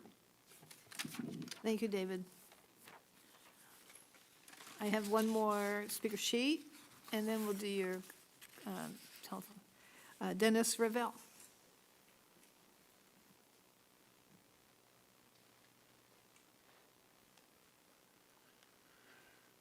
Good evening, Mayor, members of the council. Dennis Ravel here on behalf of our client, T&T Fireworks. We stand here in full support of the amendments presented to you in this evening's ordinance amendment. And we appreciate the city's longstanding support of the community's nonprofit organizations. And with tonight's ordinance amendment, Citrus Heights will continue to be a model for responsible, well-regulated fireworks enforcement. However, having it on the books is only half of the issue. The second half is actually following through and having the enforcement with these improvements. In an effort to provide clarity on the myths and reality as it relates to state-approved safe and sane fireworks, we recently published the Clearing the Air brochure, which I've shared with you this evening. And we stand in as a partner in safety as well as a partner in enforcement. We supported the social host ordinance and advocated for it when it was adopted here 3 years ago. And we look forward to working with the community in 2025. Thank you. Thank you. And our letter writer? The written public comment is from Sherry McCormick, and she writes, I am glad to see that this amendment is being worked on. I live between Carriage, Van Maren, Auburn, and Cobalt. I have no problem with people shooting off their fireworks, in parentheses, legal, within a reasonable time, but when some decide to set off their illegal ones at 10:30 p.m. or later, it is very disturbing to all concerned. Not only does it disturb those sleeping, the animals are affected as well. And that concludes her comment. Okay. I have a couple questions before we go to comments. Is there a limit? I got a letter from a resident. Is there a limit on, $50,000 is the limit? Is that is there a limit on how much, you guys, now I'm looking at the thing we just got, and it's like, doesn't seem to be a limit. I mean, how does somebody get fined $100,000? How do they pay that back? How do we enforce the payments? I would defer to our city attorney for some of the cap. How does that issue there. work? I Yeah. mean, it's one thing to say we're gonna fine somebody $100,000. One citation was for $100,000. How do you enforce that? Yeah, I mean, it could be a challenge, but we definitely have a legal right to do it. We could eventually file an action that in Superior Court for their lack of payments. Whether that costs more money, additional funds to do that, but that would be, an addition, a worst case scenario. We could even take those actions to get a judgment that it's forced to pay. Is it just the host? So the letter I got said, what if I get my son to take care of my dog while I'm gone, and while he's taking care of my dog, he throws some rockets up in the air, and he comes back from vacation, and his son's got a fine there against him for $50,000, and he wasn't there, but he was the owner of the property. Sure. So like with any violation, you have due process rights, right? So we definitely will hear folks and take that into account, and we'll follow just like we would with a code enforcement violation or even a parking ticket. In some other jurisdictions where they were very significant fines, that per device amendment there, if you have a big supply when they get there, the fines can go exponential really quickly. And so what we have seen in other jurisdictions is the administrative version of like a plea agreement, that they'll hold the fine in abeyance and agree to good actors on that part of that property. So in some cases, the fine is greatly reduced or held in abeyance if they can show good behavior for a period of years. And if they violate it during that time, the full fine can come due. In just a standard enforcement aspect on there, the property owner is responsible for their property. These fines could end up going to collections. In some aspects, they could end up on a tax bill. The best thing to do for anybody out there that has that concern is watch your property. Don't let it happen, because we'd rather not be in a position of having to deal with a $100,000 fine on somebody. That's a really untenable issue. But if you can curb that behavior from the beginning, we won't be in that issue. So. Is the 1, 2, 3 offenses all 1 year? Is this first, second, third offense 1 year, or in their lifetime? Or how do you measure first offense, second offense, third offense? Generally, and I don't know if this code specifically speaks to it, but in general, it would be within a year is the general, but General Ryan, if you know more on that one, but. Yeah, we would, It ought to be clear. the code doesn't speak to that, but if it's been an extensive period of time, a year, I think we would start over. So the second year, he got caught 1 year, and then the next year, he's still back at number 1 again. We have the ability to consider those to be multiple instances, but I think a reasonable interpretation would be an extended period of time, which is probably over a year, would start over. I just wanted to clarify because of the letter I received, so in case this person is hearing, then he hears I'm asking the questions. And that's end of those questions. You have a question? Yes, it was my understanding on the previous one that, number one, is the host has the ability to cooperate with the investigation, and if it wasn't him and he's willing to cooperate with and find the responsible party, that's how, in my mind, that's how the ordinance works. Is that incorrect? Well, the ordinance puts the onus on the property owner, but through the due process, that's the whole reason to be able to have hearings and have a hearing officer and make decisions, is so that we can apply common sense to the letter of the law. We do that with every criminal case that we have, every administrative case that we have. So if a person can come in and show that, while they might have been responsible for the property, it was out of their control, or they were gone, or any of those type of things. And we have had those. We have had those here, where we'll hear them out and try to be reasonable, right? The whole point here, like we talked about earlier, we're not looking to make money here, we're looking to curb behavior. So if we can make sure that one property does not repeat having this issue, and that has to be a fine, okay, we would rather it was education and we would rather be reasonable at those times. So I think the due process part of those violations is where a lot of that conversation can come in. What if it's out in the middle of a court? How do you know where that is? That's part of the clarification for under the host of parent control. So a lot of times, here we'll lean on our community witnesses. You know, I mean, I know I've seen these things before too, where somebody will drag a mortar tube out into the middle of the street, light off some fireworks and drag it back and hide it in their garage. We depend on our community to be good witnesses, and when we do our investigation there, a lot of times people will point out who the responsible party is. So what's the appeals process? If the hearing officer hears it and then the hearing officer rules against that particular party, is there an appeal to the hearing officer? Yeah, all of our codes have an appeals process, I believe on this one, and Ryan, you can correct me if I'm wrong, but the council will be the ultimate appeal authority. So if the, if the hearing officer decision wants to be challenged, it could be challenged there.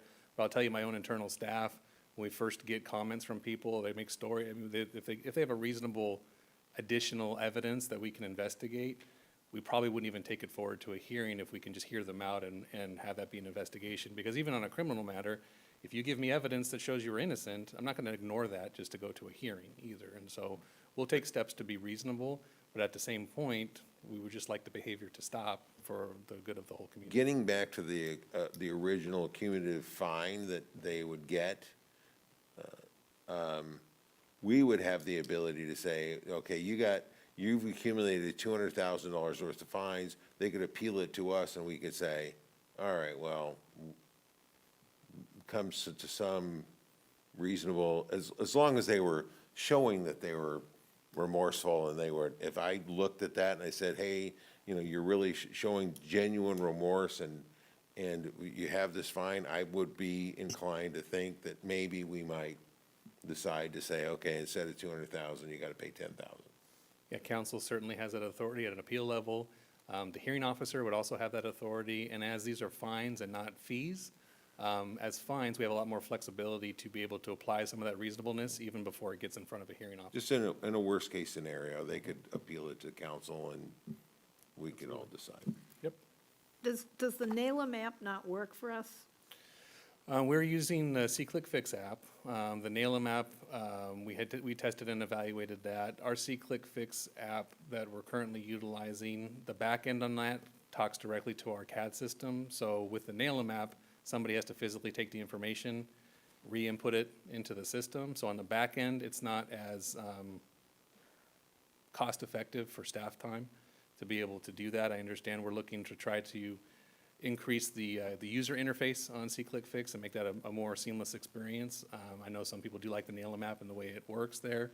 While we tested and evaluated it for our purposes, the system crashed a couple times and the back end was very clunky to be able to do that. And what it did from a data entry standpoint is it doubled the efforts of the time effort of our staff, who for the 2 nights that Mr. Sheldon's talking about are also very busy, public safety nights, criminal nights, DUI nights, and things like that too. So what we're trying to do is partner with the community and be as effective as we can here without duplicating efforts. So C-Click-Fix goes right to the police car, the dispatcher, I mean? It goes into the computer system. It can generate its own call for service, yeah. How long does that take? I know if I dial the non-emergency number, So during It's midnight. our major illegal firework nights, like 4th of July and New Year's, that's turned on to go pretty quickly in there, in a matter of a minute or so, something like that, for when those buttons are activated. Our normal C-Click-Fix app can submit those reports, but on firework detail nights, on those things, we keep a closer eye on that and have it just pushed in directly. Because it does have to have an approval, it just doesn't have to have re-entry of all the data into the system. because the New Year's Eve, when you look at the police logs, there were several calls about one particular residence. And the answer for each of those calls was nothing seen. And then 10 minutes later, there's another report, and apparently an officer responded, nothing seen. And I don't understand how you can have 5 or 6 people different calling about a house over a period of an hour and nothing seen. So I kind of don't think our enforcement is there yet. So it's nice to have an ordinance, but I think the key is enforcing. Well, we are working to try to leverage some of our professional staff assets, our technology assets, to be able to improve those enforcements. Frankly, a firework goes up, it explodes, and then nothing is seen until the next one goes up. And so there is some challenges there, and part of that has been working with our community through those apps to do the citizen attestation, where if our community member saw it, they can submit charges just based on their own observations without the requirement of the officer to see it themselves. So we're working on a number of those tactics to be able to impact that. I'm going to comment on citizen attestation. Citizen attestation, you know, a lot of people are afraid to report their neighbor for fear of retaliation, so we shouldn't rely on that. We're not relying on it, we're trying to have a component of collaboration there as well, because our officers can't be everywhere all the time. We're working hard to try to add additional staffing on those nights. We're using professional staff assets with code enforcement and animal control, much like Mr. Sheldon was talking about. We are checking the efficacy of the drone program to be able to do some of that ourselves too. But I agree with you. I didn't think anybody would call in, and just on a night with limited education, we had 17 people that decided that they would be a part of it. City of Woodland had the same feelings, and they had 30 or 40 people on their first night that did step forward and be witnesses. So I understand somebody being apprehensive about it, but there is also a significant portion of our community who are willing to partner with law enforcement and be fed up and safeguard their residents as well. So, I don't know where I read this, maybe I read it, that, attesting that this happened isn't enough, you need a video. Is that the case? Not necessarily, but when we go through the due diligence parts of evidence, a video is super helpful. Just like right now, you know, an officer can go in court and talk about what they saw, but if they have a body-worn camera footage that shows it, it's just that it's more effective evidence, right? So we like as much evidence as we possibly can whenever we can get it, but it doesn't mean we'll shut it down just because person there. I mean, as a citizen, you have a right, and you're assumed to be honest unless there's evidence to show otherwise. When you make those reports, you have that power as a citizen to be able to do that in the system. I'm not thrilled to make myself a target by holding up a video camera, that's all I'm saying. Does the drone have camera capabilities? Yes, ma'am. Oh, okay. Holding up a phone. Any other questions or comments? Comments, questions? Nope. Okay, then we need a vote. I move approval. Staff recommends, City Council move to introduce a reading by title and waive full reading by ordinance 2025, amending Citrus Heights Municipal Code, Chapter 38, Fire Prevention and Protection, Article 3, Fireworks, Section 38-78 and 38-81. Second. Thank you. Moved and seconded. All those in favor, say aye. Aye. Thank you, Chief. Next item, please. Next item is item 11. The subject is Arts and Cultural City Council Ad Hoc 2x2 Committee. And at the March 12th City Council meeting, the City Council received a presentation on proposed arts and culture programming to further support arts and culture in Citrus Heights. And as part of that discussion, the City Council discussed creating a City Council Ad Hoc 2x2 Committee comprised of 2 council members. This would be added to the annual appointments listing, which the mayor makes in January of each year. We would just add this to that list, and then each year the council would consider the appointment to that 2x2 committee until such time that the council feels that it's no longer necessary.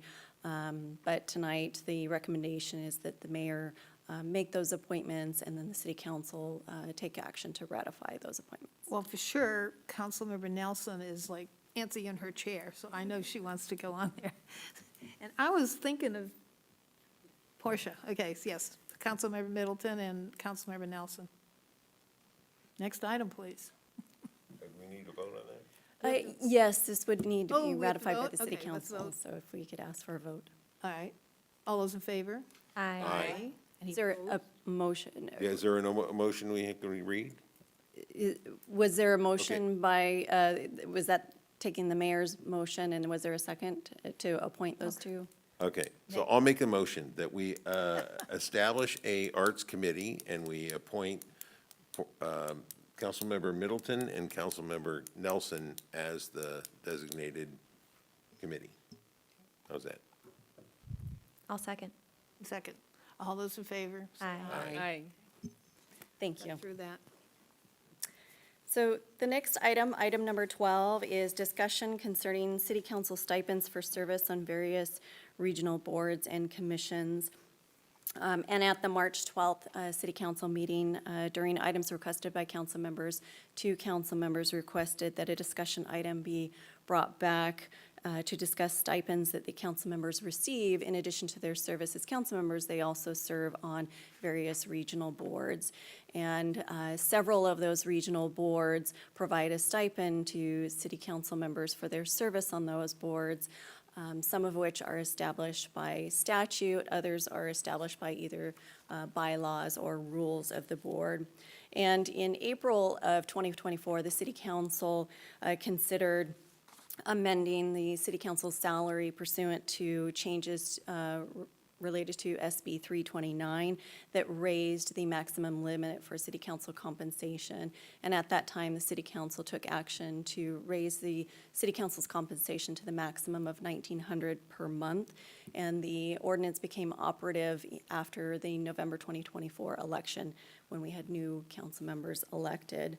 And so based on the California statute, council members may not personally accept compensation from other boards that is not established by statute. So some of those boards, which are the Sacramento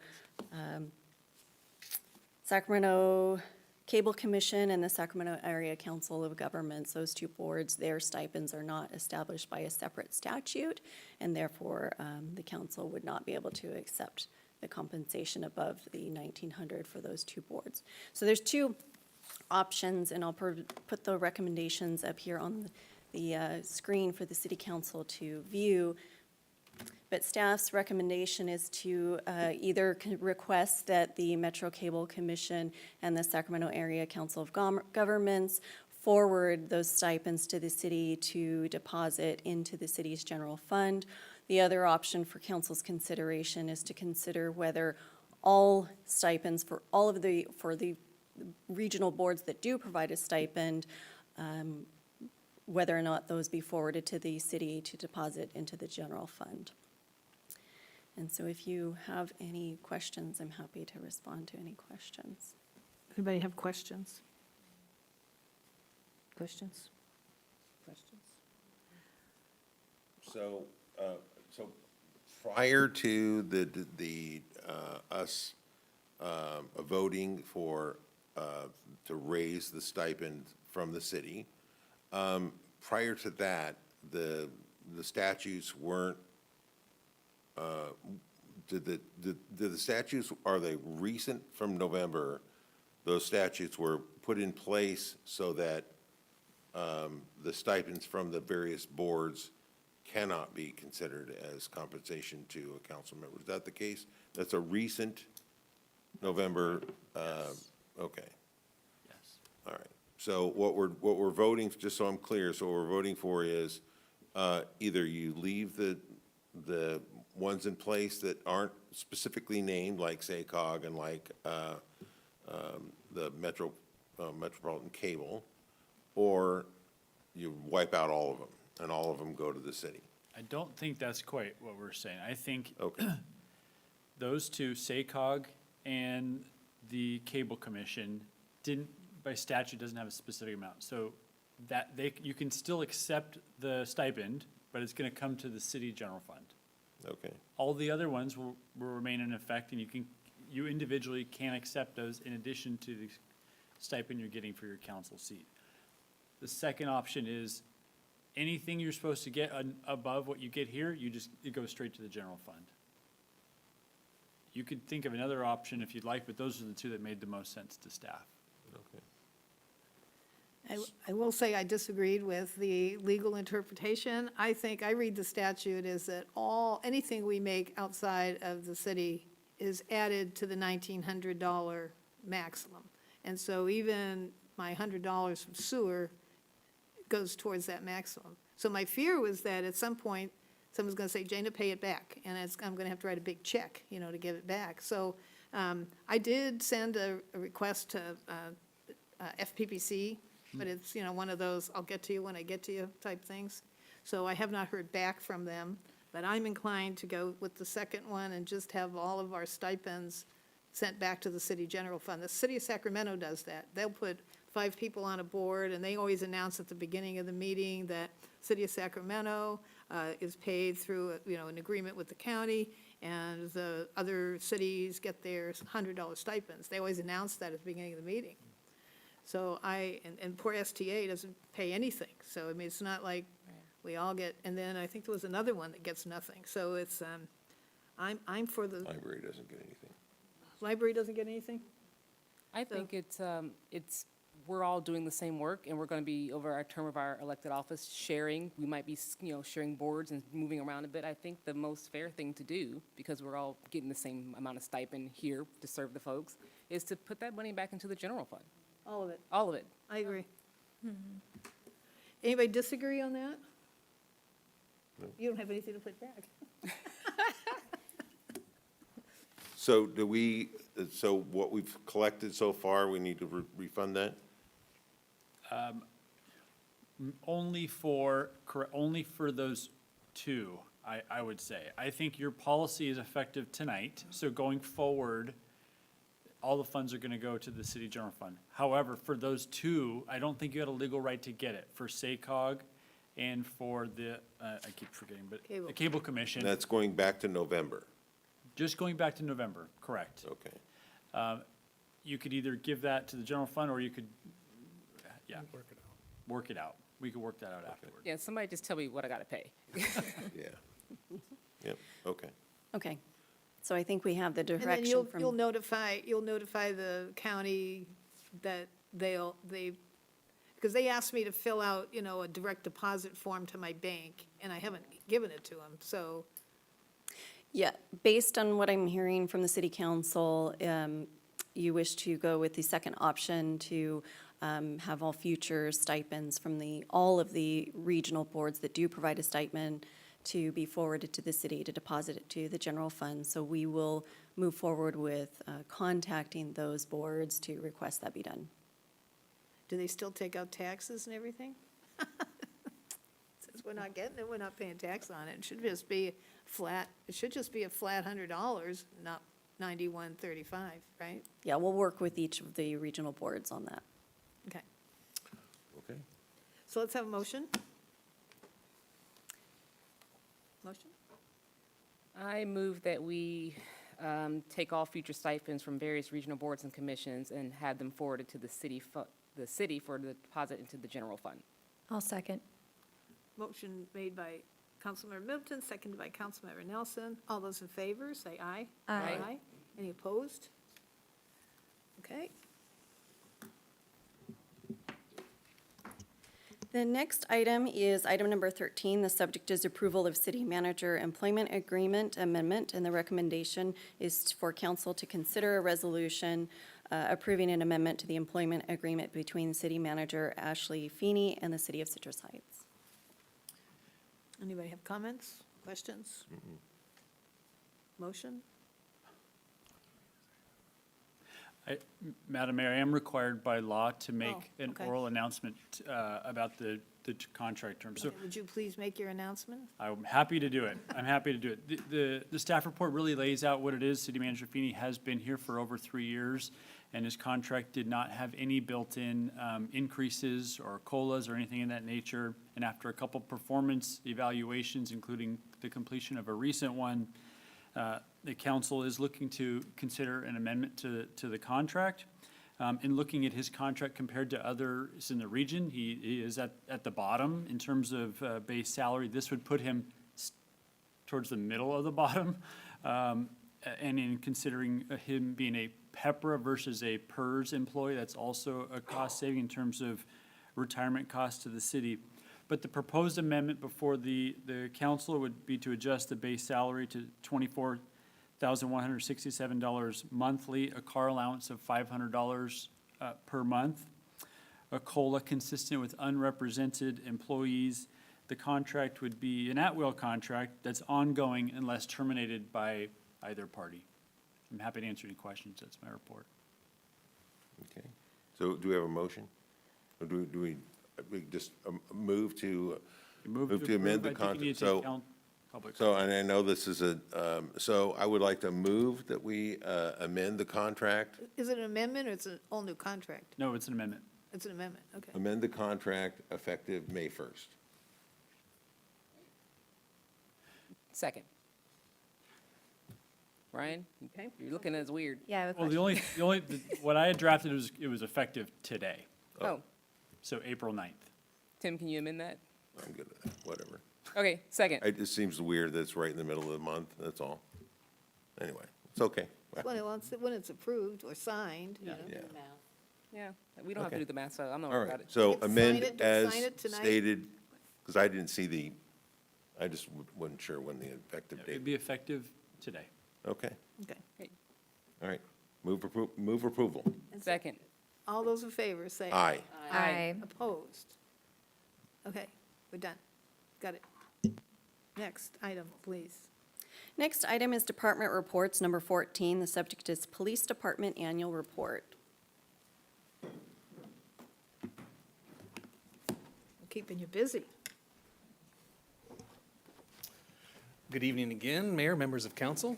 Alex Turcott, your Chief of Police, and I have the honor of telling you a little bit about all the great stuff the police department's been doing over the last year. This report will cover our annual report for 2024, so calendar year 2024, and we'll get started. First off, I would just like to start with a couple thank yous. So one of the best things we have going for us is the community that we serve, right? For the police department, that's a major draw here. Unlike some of my partners in the same profession, our community really does have a strong support for law and order, strong support for police, and strong community pride to make sure that things are better than they were yesterday. So it does lead to a very, very nice place to work. Now, our city does have more people per square foot than any other city in our county. That can always lead, whenever people are on top of each other, it does lead to a busier city per capita. But the community pride that we have here in the city and the support of the police department is huge. And then with that, members of council, you've always been very supportive in the endeavors to make sure that we keep, while being fiscally responsible, keep that performance excellence going and try to serve the community in the best way that we can. Also, City Manager Feeney, definitely appreciate your support, sir, and my city director fellows. Our team is one big team here at the city, and so the police department gives of service to other jurisdictions, or to other departments in the city, and we've seen a lot of good partnership through general services, planning, econ development, or whatever. So it really is a nice one-team vibe. Talking about our organization in general, one of my favorite things about giving this report today is over the last 3 years, I've had to start with a buzzkill of post-COVID staffing woes and how understaffed we were coming out and trying to fix that. Happy to report we're almost fully staffed. We're back to where we normally were and allotted. In fact, as of last Monday, all but one position over at the police department had an applicant in process behind it. We've shared with you before, there are some operational vacancies because it does take longer to create an officer from the start than to have a lateral. So we do see some of that still, but we're back at full staff. For a good portion of 2024, we've had more robust staffing. You'll see some of the statistics that we'll talk about tonight really reflect how much can be done when our staffing levels are higher. And so I'm very proud to be able to report that. I'll also tell you it's a joy to have the opportunity to rebuild this department. The department was founded in 2006, and they got to handpick experts from around the whole state that were community police-minded, service-oriented, folks of good character that were willing to do hard work.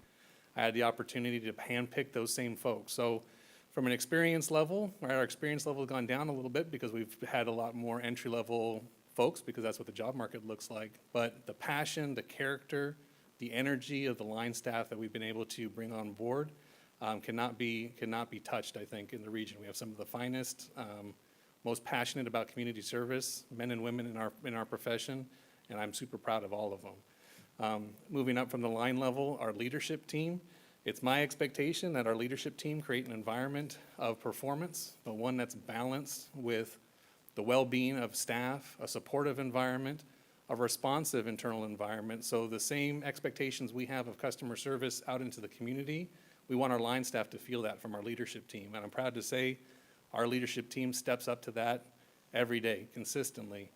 With younger staff, our supervisors are way more hands-on than they might have been in the past. They're making sure these folks have proper mission, that they're being deployed effectively, that they're being mentored and properly trained as they come up.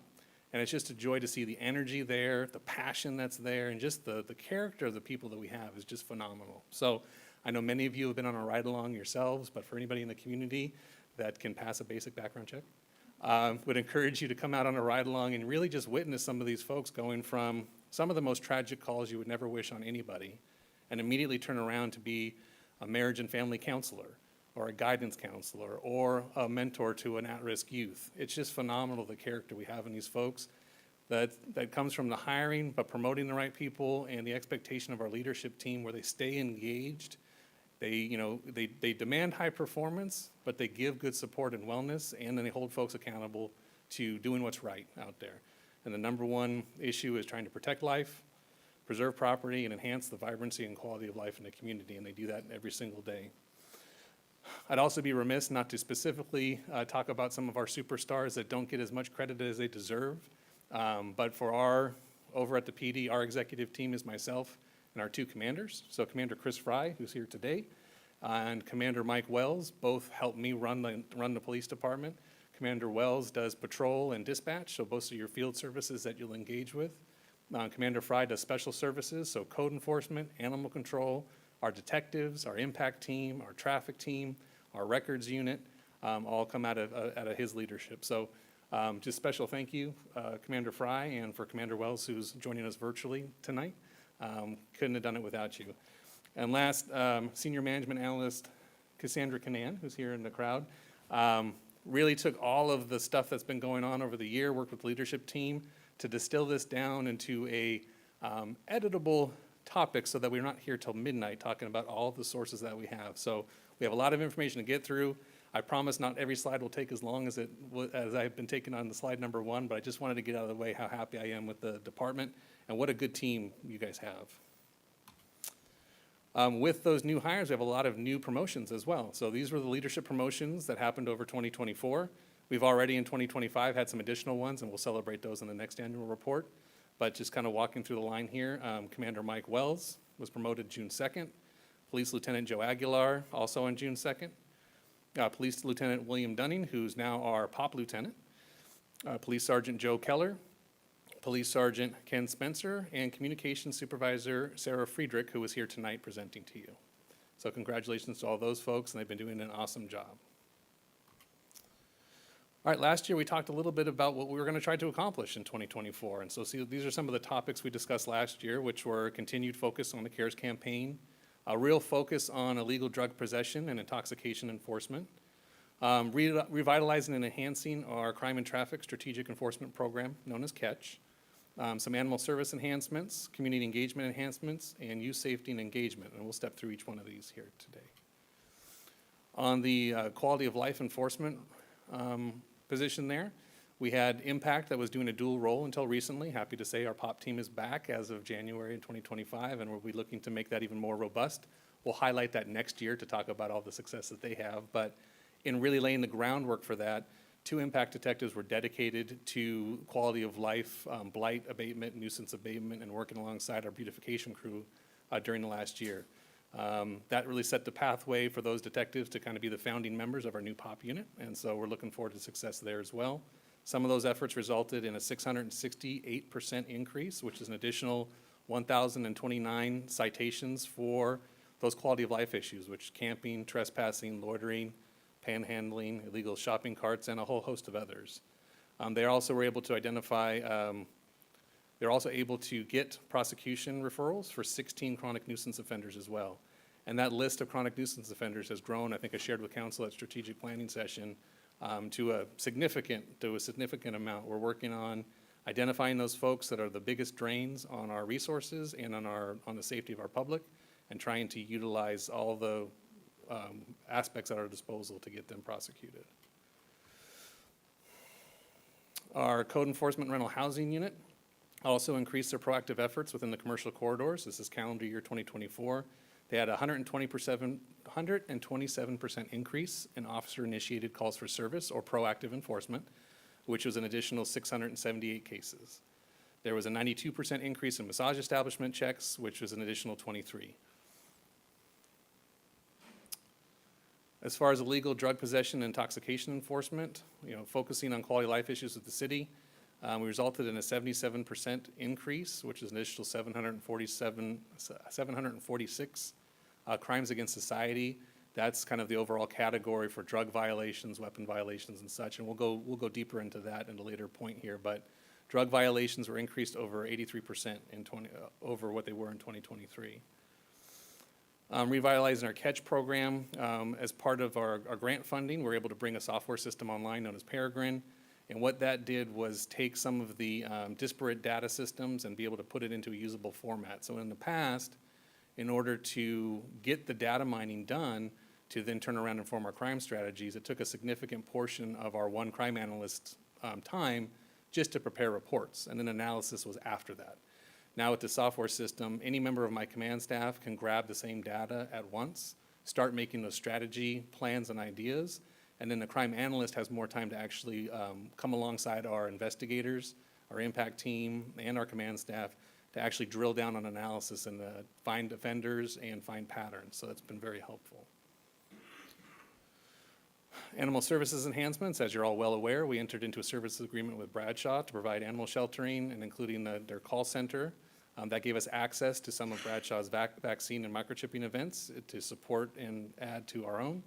Low-cost spay and neutering services, and an on-site pet hospital for the sheltered animals, which is down at the Bradshaw facility and all included in the contract costs.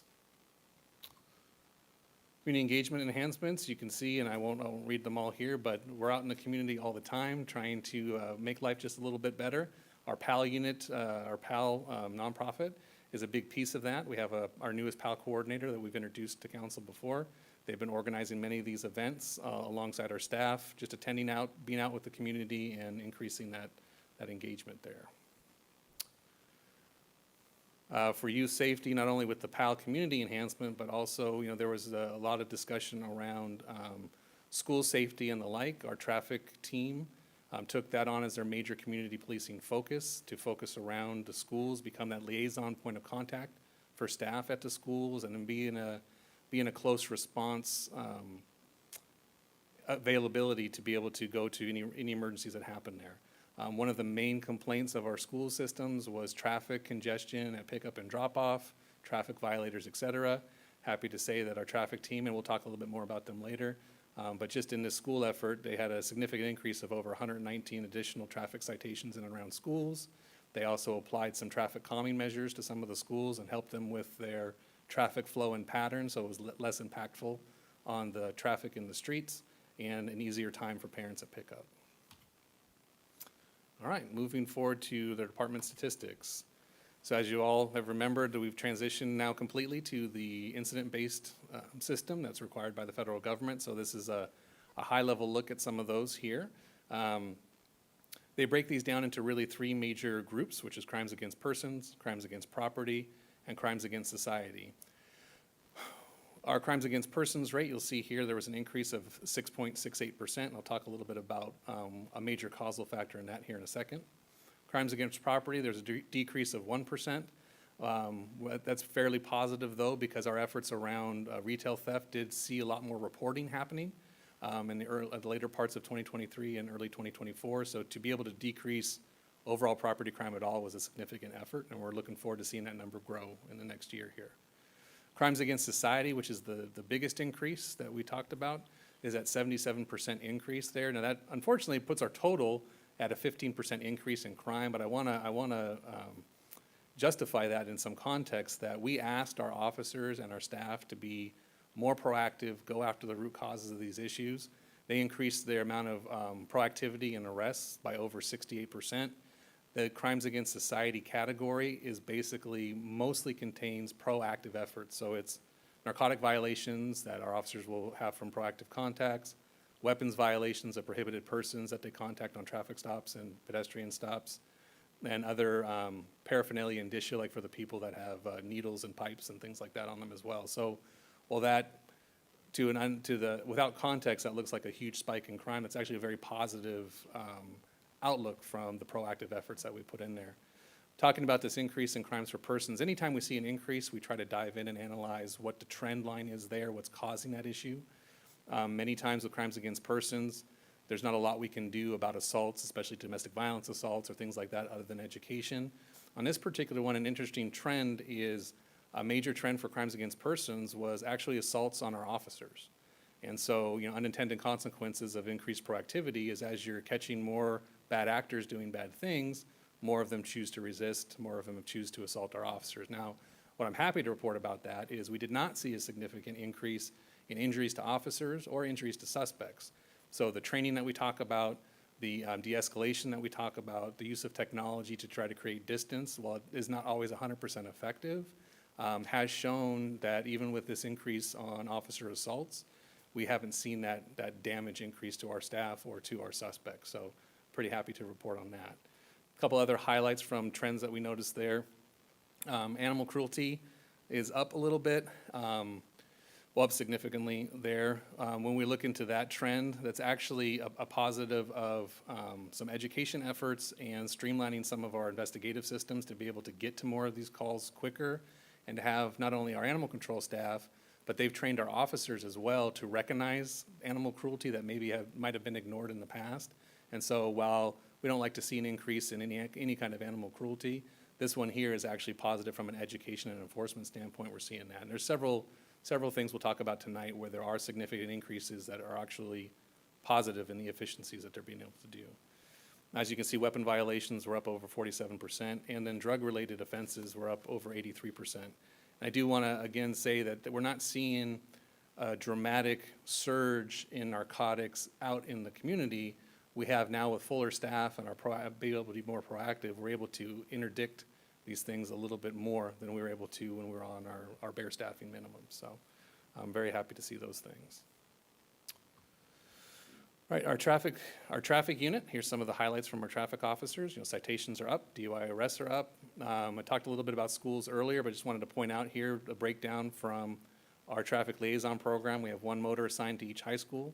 You can see the increase that's resulted in some of the proactive traffic enforcement efforts. And then we've asked the rest of our team to focus on all schools and just make sure that they're trying to impact during those busy areas. And they've seen a significant increase in there as well.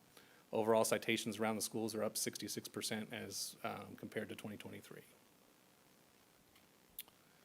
is kind of a highlight of a lot of our categories here. So you can see our calls for service are up a little bit. Our officer-initiated activity, our proactive efforts, up significantly. Camp calls remain a steady issue, illegal camp calls. Quality of life calls, which would be a lot of those blight calls we talked about before, panhandling, nuisance activity, and the like. You can see a little increase in there. Weapons seized. Missing persons located, that is a direct reflection of being able to get a dedicated missing persons detective back into that unit and add personnel to that. We have Detective Jackson has been doing an awesome job in there, streamlining some of that stuff, finding our missing persons, and also preventing missing persons. He's worked with some of our group homes and dramatically decreased the amount of calls for service that staff have had for AWOL youth going outside. So it's been very positive. More reports. That's the same with stolen vehicles. Misdemeanor arrests are significantly up, and felony arrests are also up. This is a highlight on our general investigations unit. I won't read all of this here. Just want to say that, as we were going through our staffing issue, we really focused on making sure our emergency response, the backbone of patrol, was there. We never shut down our detectives, but they definitely were less staffed than they were. As the staffing's come back, coupled with some of part-time extra help that we've been able to give to them, we've seen a significant increase in the amount of cases that they've been able to handle, that they've been able to sign out, and that they've been able to bring to fruition. They've been able to solve a number of significant cases, including the JCPenney burglary series. They've been working with the ORT as well. Now, one thing I do want to point out here, because it looks very scary on the slide here, is this increase in child pornography. So we have a detective that's assigned to our local task force here. There's a countywide task force focused on this. This is one of those areas where education and reporting has actually been very helpful, because from what they're seeing, the tips that they're getting from the community for people that recognize behavior that's consistent with some of these issues have skyrocketed. They've been able to get more tips and leads from the community. They've been able to make significant arrests in this area. And this is one I think we can all agree is a primary focus that we want to make sure we're not endangering our children out there. So they've been doing a really great job with that as well. Our impact detectives, this was last year, so this is when Impact had the dual mission of kind of what it was now the POP unit and their normal special investigations role. They also have the USPS task force detective is assigned there as well. They've put a lot of good numbers here on the board. You can see there's the canine for our postal service, and she's responsible for bringing in about $650,000 of illegal currency that was gained from drug transactions, seized 10 firearms, 3 kilos of cocaine, and you see the list that goes there as well. On the right side, you'll see kind of a breakdown. The CARES program-related activity, that's that quality of life and blight issues that our POP team will primarily focus moving forward.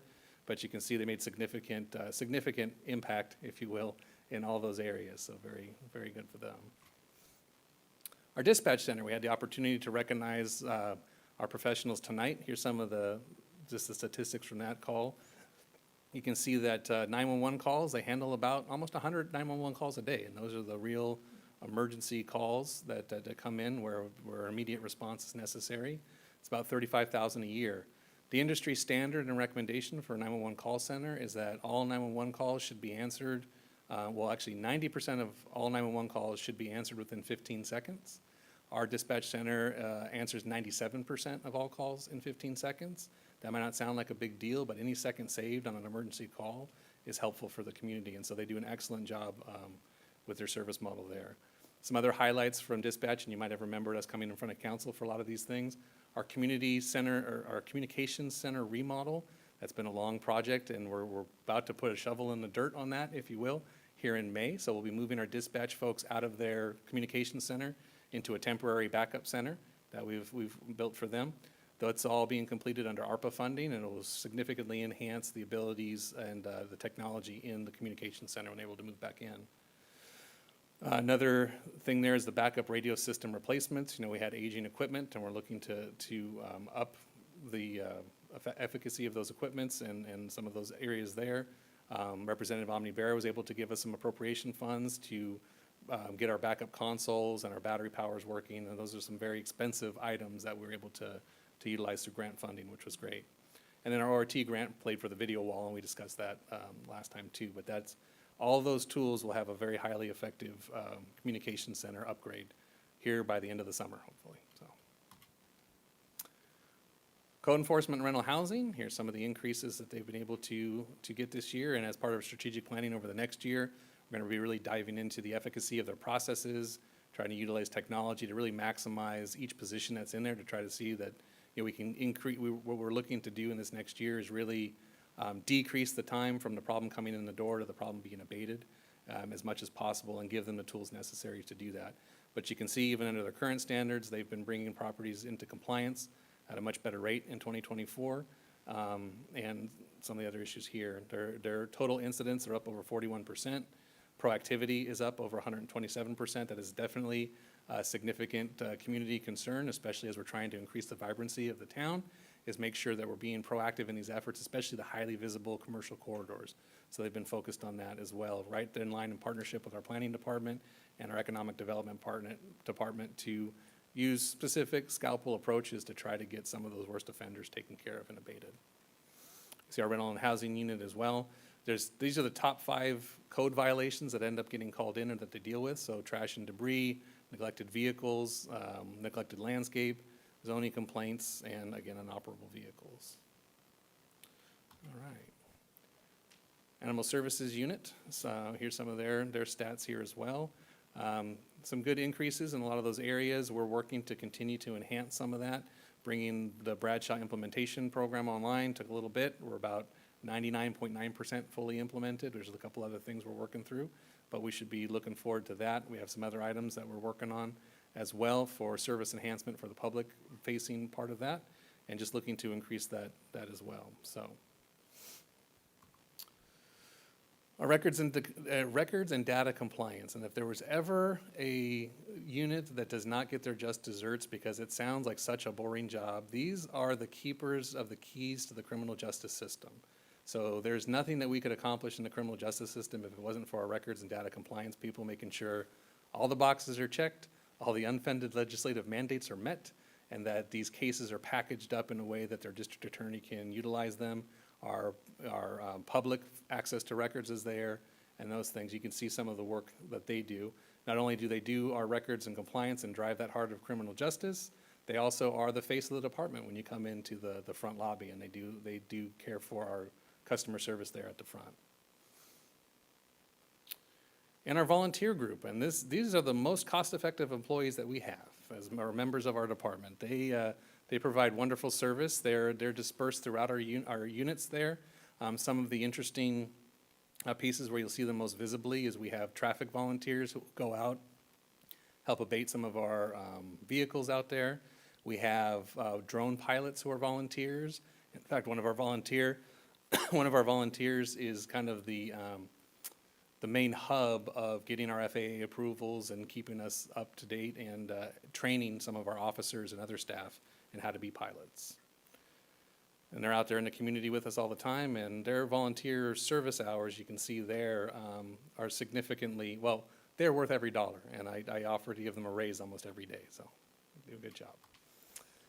Our social media campaign, we try to keep the community informed. We're in all of our public meetings that we can be at. We're at our neighborhood area meetings with our command staff folks. And then there is the environment of the social media realm. And so we do make sure that we're informing our community as much as possible. You can see some of the outreach here. So our Facebook is probably the most active with this particular community. We have about 18,900 followers, which are the people that push the button to choose to follow. But we've actually seen our reach of about 298,000 different people who have engaged with the platform over the time. So some of our more popular posts you can see below. We'll actually reach outside of Citrus Heights too for just folks that are interested in law enforcement as well. And then Instagram dovetails in with Facebook there. It's more of a picture-based option, and you guys are well aware. We utilize YouTube, Nextdoor, and X, formerly Twitter. And we use Twitter for mostly the traffic congestion ideas, or if we have a critical incident, to put quick information out on that as well, so you can see some of the followers there. And this is handled through collateral duties spread throughout the department. So we ask for our line level folks to forward content up. We have several command staff members that do our Facebook posts for us in line with their other duties as well. And Commander Wells has kind of been our go-to social media person for the last year or so. All right, looking forward to the future.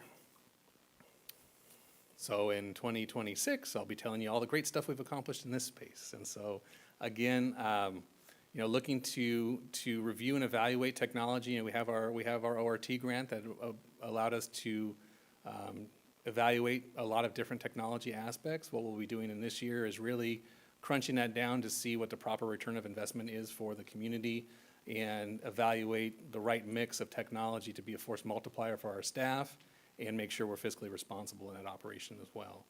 Our property crime, our property crime, although down slightly this year, we do want to continue focusing on that. And one of the concerns as we've placed a lot of technology and pressure into some of our bigger commercial areas, we want to make sure that the tributary residential streets don't become victims either. And so we're really trying to look at a balanced approach to ensuring that our neighborhood streets get some proactive enforcement as it relates to property crimes as well. Going to continue our focus on chronic nuisance offenders and accountability measures. We're evaluating different items with that. One of them is a community prosecutor program that we're looking to evaluate to see if that'll work here in our town. We've been working with the city attorney's office on our chronic nuisance offenders as well. And we're seeing some good success in there. As you see, 16 chronic nuisance offenders were prosecuted last year, and that's been pretty helpful. I'm sorry, referred for prosecution. They're still in the court process on many of those, but at least 3 have been convicted and removed from our community from during last year, so that's been great. I talked about this earlier, but we're looking to streamline some of the processes and programs in code enforcement so that their proactive work out there can be better seen in the community. One of those things is looking at how to communicate out, much like C-Click does for blight, how to communicate out what code's working on and where they're at and what they're doing so that they can create a feedback loop for our neighbors, right? If you complain about a setback or a zoning issue, there's not a lot of visible work being done until it's complied with. So we're trying to look on some of that communications balance as well as the process and technology on the back end to make it easier to get from problem to abatement. And then Animal Services is going to be pushing hard for pet licensing and chipping because we would really like to see our return to owner numbers go up and get our pets back to folks before they have to go down to the shelter. It's better for the pet, it's better for the community, and we're really looking to make a significant push on that as well. And also, although some of these occurred in 2025, I did want to pause and just in remembrance of the team members that we lost during this last season. Obviously, everyone remembers Ruben and the tragic loss that we suffered in September with losing Ruben. He was really a light in the animal services world and a true professional, and obviously he'll be missed. Just recently here at the end of the last month, we lost our volunteer Carla Clark. She was a volunteer with our code enforcement unit. Very sweet lady. Her sister is also kind of a surrogate department member, and we're looking to see if she might come over to volunteer, but a genuine loss here recently. And then Axel. Axel is actually a Medal of Valor Award recipient, one of our canines. He was retired, living the good life with his handler, and he passed in February. And so his name will be added to the canine memorial in the front of the police department here. How old was shortly. Axel? I do not remember off the top, but I know, I'll look to my team here. I want to say 7 or 8, but I'm not sure. That's all? Yeah, he had a health issue that came up there at the end, all of a sudden on us, so. All right, and with that, I'm happy to entertain any questions or comments. Questions or comments? Councilmember Schaefer. So, Chief, in your report, you issued 568 gaming permits. What does that mean? What's that, for what? So mostly for the casino, so every dealer or employee that handles gaming at the casino needs to have a license. Is that like, so that's for licensing for like the dealers? Yeah, so they pay a fee and they have to do a background check and we How many process. dealers do they have over there, do you know? I imagine if it's hard for 168. me to retain the 148 people we have constantly, they have a lot of staff So they there, have and a so bit of a turnover. there's a significant churn and a need for more licenses. And what does a permit cost for a dealer? You know, I don't know off the top of my head. I know it's on our fee schedule, but I don't have it in front of me. Okay, that's it. Okay. Anybody else have questions or comments? Just Extensive report. Thank you. I have a comment that the numbers seem wild. It's like, this seems like a little city when I drive through it. And to see the numbers here are shocking, that we have that many calls, basically 1 call per person that we have in the city every year. But it's because of the hard work that you all do, that you keep it essentially a secret from our everyday person that's driving through the city. So seeing the numbers reinforces the hard work that you all do all the time, that we don't see. So I appreciate it. Thank you, I appreciate It's that. hard to believe we still have 350-some people DUIs. It's just, and that's how many you caught. Those aren't the ones that scooted by, didn't get caught. Yeah, and I think with our partners at MAD as well, we've made some efforts with education, but that's one of those things where every DUI taken off the road is preventing a homicide in some way. It's saving a life. And so we do take time to honor the officers that are able to do high levels in that work, but Uber's available. Shouldn't be this hard of a thing to do, right? So, Well, thank you. Yep. Thank you. Who knows who got saved that night, Yeah. You guys do a lot of work. All right. Well, it's the team, the A-team. All right. Well, thank you. I think we have one more item. Next item is city manager items. You got 90 seconds. Only kidding. I'm going to move very quickly. Thank you, Chief, for that thorough department update.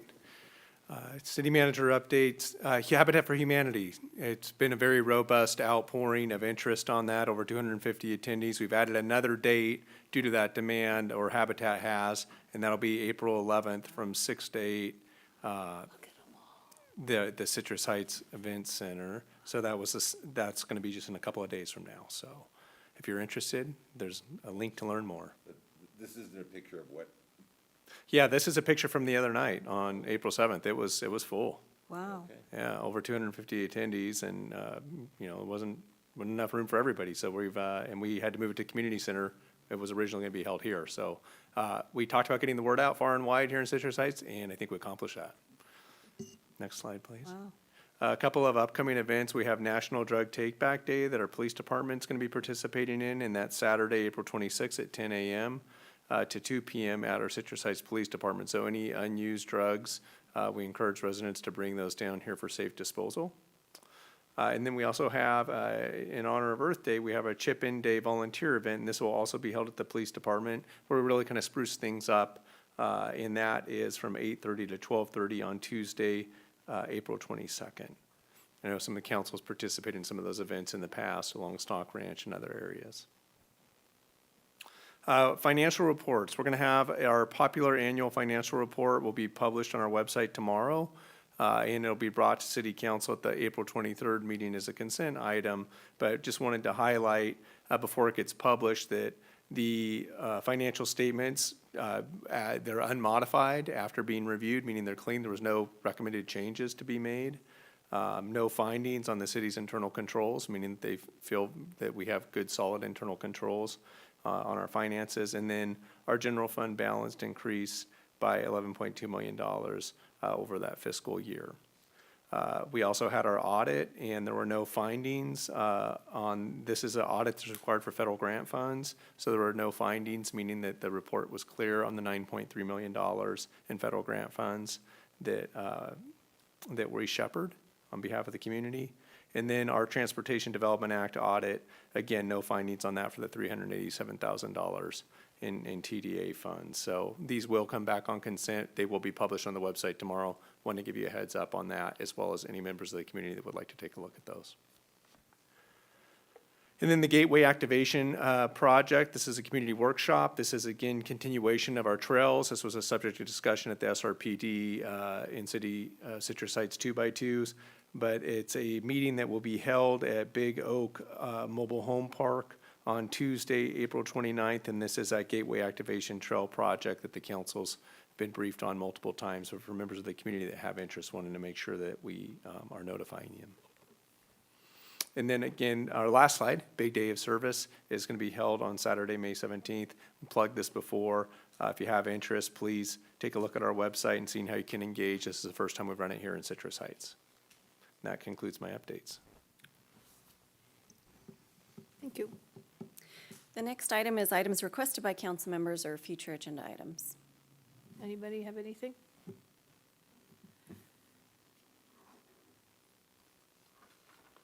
And there's no other items. Then there's no other items. We're adjourned.